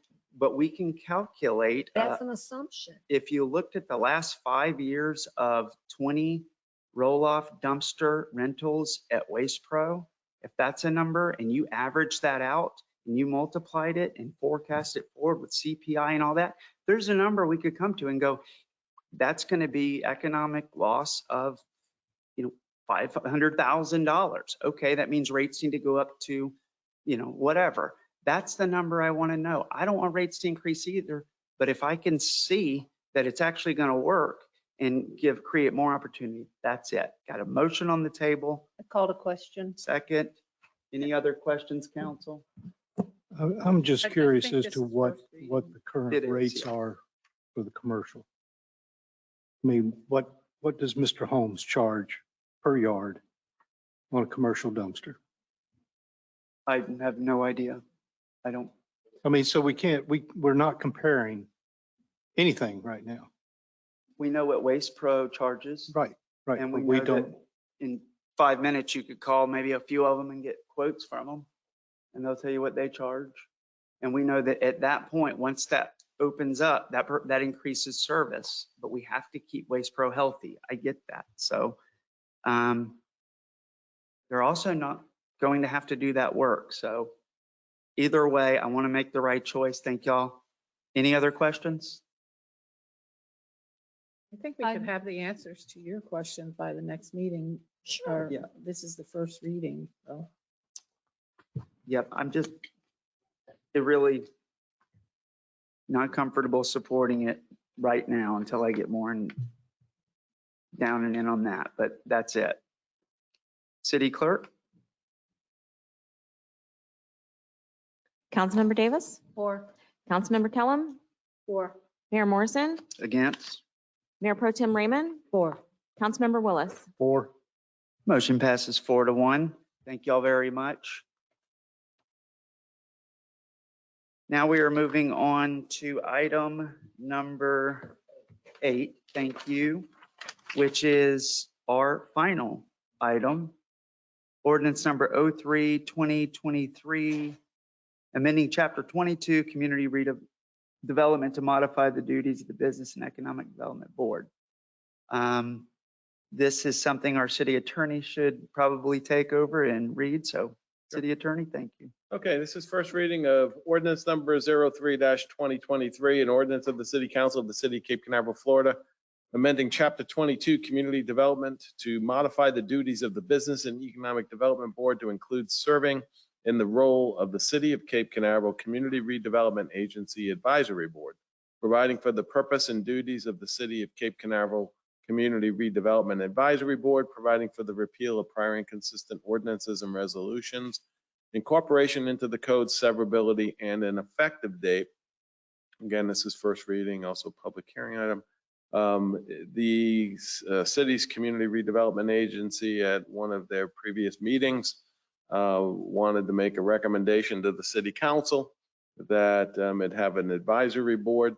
There was discussion, as you know, that advised rather than create a new advisory board where new persons would have to be found to serve in that capacity. The thought was to make the Business and Economic Development Board also serve in the role as the advisory board to the Community Redevelopment Agency. And that's what this ordinance does. It provides that the Business and Economic Development Board would serve in this ex officio capacity as the City of Cape Canaveral Community Redevelopment Agency Advisory Board. And that in that capacity, the board would provide recommendations regarding any modifications to the redevelopment plan and recommendations, any duties and responsibilities that may formally be delegated by the CRA board regarding the implementation of the redevelopment plan. So that's what the ordinance does. I'd be happy to answer any questions. Thank you. Council, any questions for city attorney or staff? Seeing none down there, seeing none from you, Mayor Pro Tem. Councilmember Kellum. No questions. I just am glad that we have a really talented economic development board that we put in place today. And I'm excited to see them advise the CRA board as well moving forward. Mr. Mayor, may I make a quick comment? Absolutely. I know prior in the meeting this evening, there was some discussion about perhaps some training for the bed board for CRA Yes. purposes. Councilmember Willis brought that up. I'm sorry, Councilmember Willis. No, Great. thank you for the reminder. Great suggestion, and I've had some preliminary conversations with the city attorney after we reached out to the FRA to see what they had available as far as training, like CRA 101 training, which I believe Councilmember Kellum's going to here shortly. But pardon? Yes, well, that we were hoping to send the bed board to that as well to kind of get them up to speed. So what we're going to do is, in lieu of that, our city attorney has offered to provide a level of CRA training. He's very familiar with the statute and the processing and the workings of CRA. So I think we might be able to approach it in that manner. So I think they'll have a very good primer on CRA and what they're all about and what they can do. I would be happy to share the CRA training notebook that was given to us. I think that, that would be a good resource too, to see what, just to see what Florida League of Cities, what spin they put on it. Sure. I mean, I'd be happy to take a look at that, but I would just put together, a PowerPoint presentation. I got materials that I can draw upon and my experience and familiarity with the plan. I would weave some of that in the presentation. So not only are they schooled regarding the law, but also have an idea of what's already in the redevelopment plan for the city of Cape Canaveral. So they hit the ground running. There's a lot of resources out there. What's a CRA? I mean, since this started taking off, but I think what Anthony's going to be able to do that those can't is say, this is our CRA map. This is the redevelopment plan. This is the implementation. Kind of get them thinking, here's what we've done. Here's some things they've talked about doing. Here's the relevant minutes and great opportunity. So I'm excited about it. Mr. Mayor, I think it should be a requirement. I agree. So just make sure that they know that they are required to attend this, not just the new ones, Mr. Felina as well. Was that an ordinance change in the The bed part of the ordinance, in order to make it required, we're going to have to amend the ordinance. No, I think that can be just council direction, separate from the ordinance. Beautiful. Okay. What do we need? Just A motion and I'll make a motion. We adopt ordinance number 032023. Second. wow. In stereo. fourth. These third are and the tough fourth. decisions. Who wants? Whoever, it doesn't matter. Doesn't matter. Okay. And you move. Right? I had a motion by Councilmember Kellum, second by The rest of the council. Councilmember Willis to adopt ordinance number 03-2023. City Clerk? Councilmember Davis, 4. Councilmember Kellum, 4. Mayor Morrison, 4. Mayor Pro Tem Raymond, 4. Councilmember Willis. 4. All right. So that, this time, if anyone, that concludes, I believe that is it. If there's any reports, we are at 9:30 a.m. Any reports for you, Mayor Pro Tem?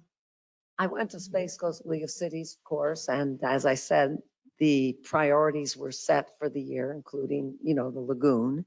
And they did make the statement at the legislative meeting for Brevard. Mindy Gibson from Satellite Beach talked about that.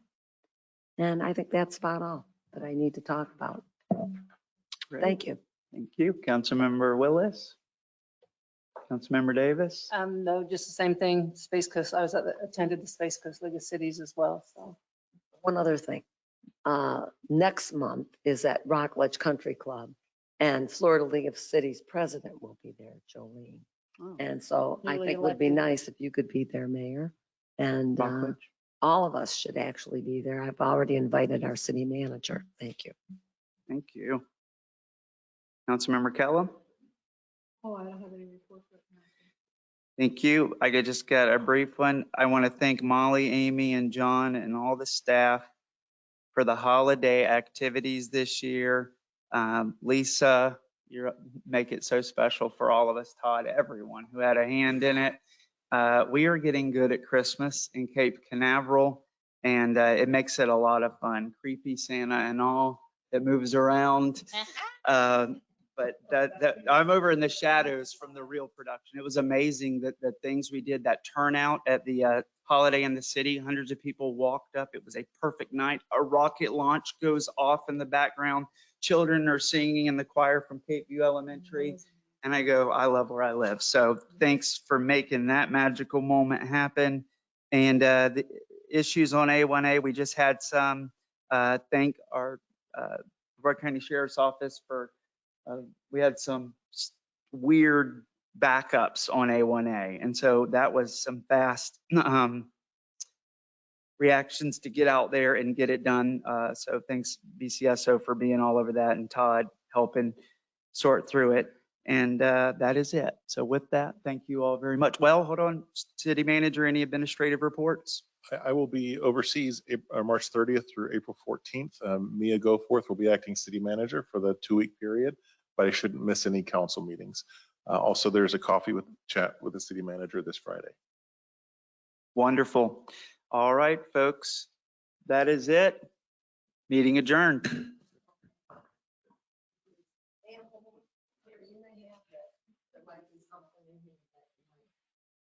Be a little bit different.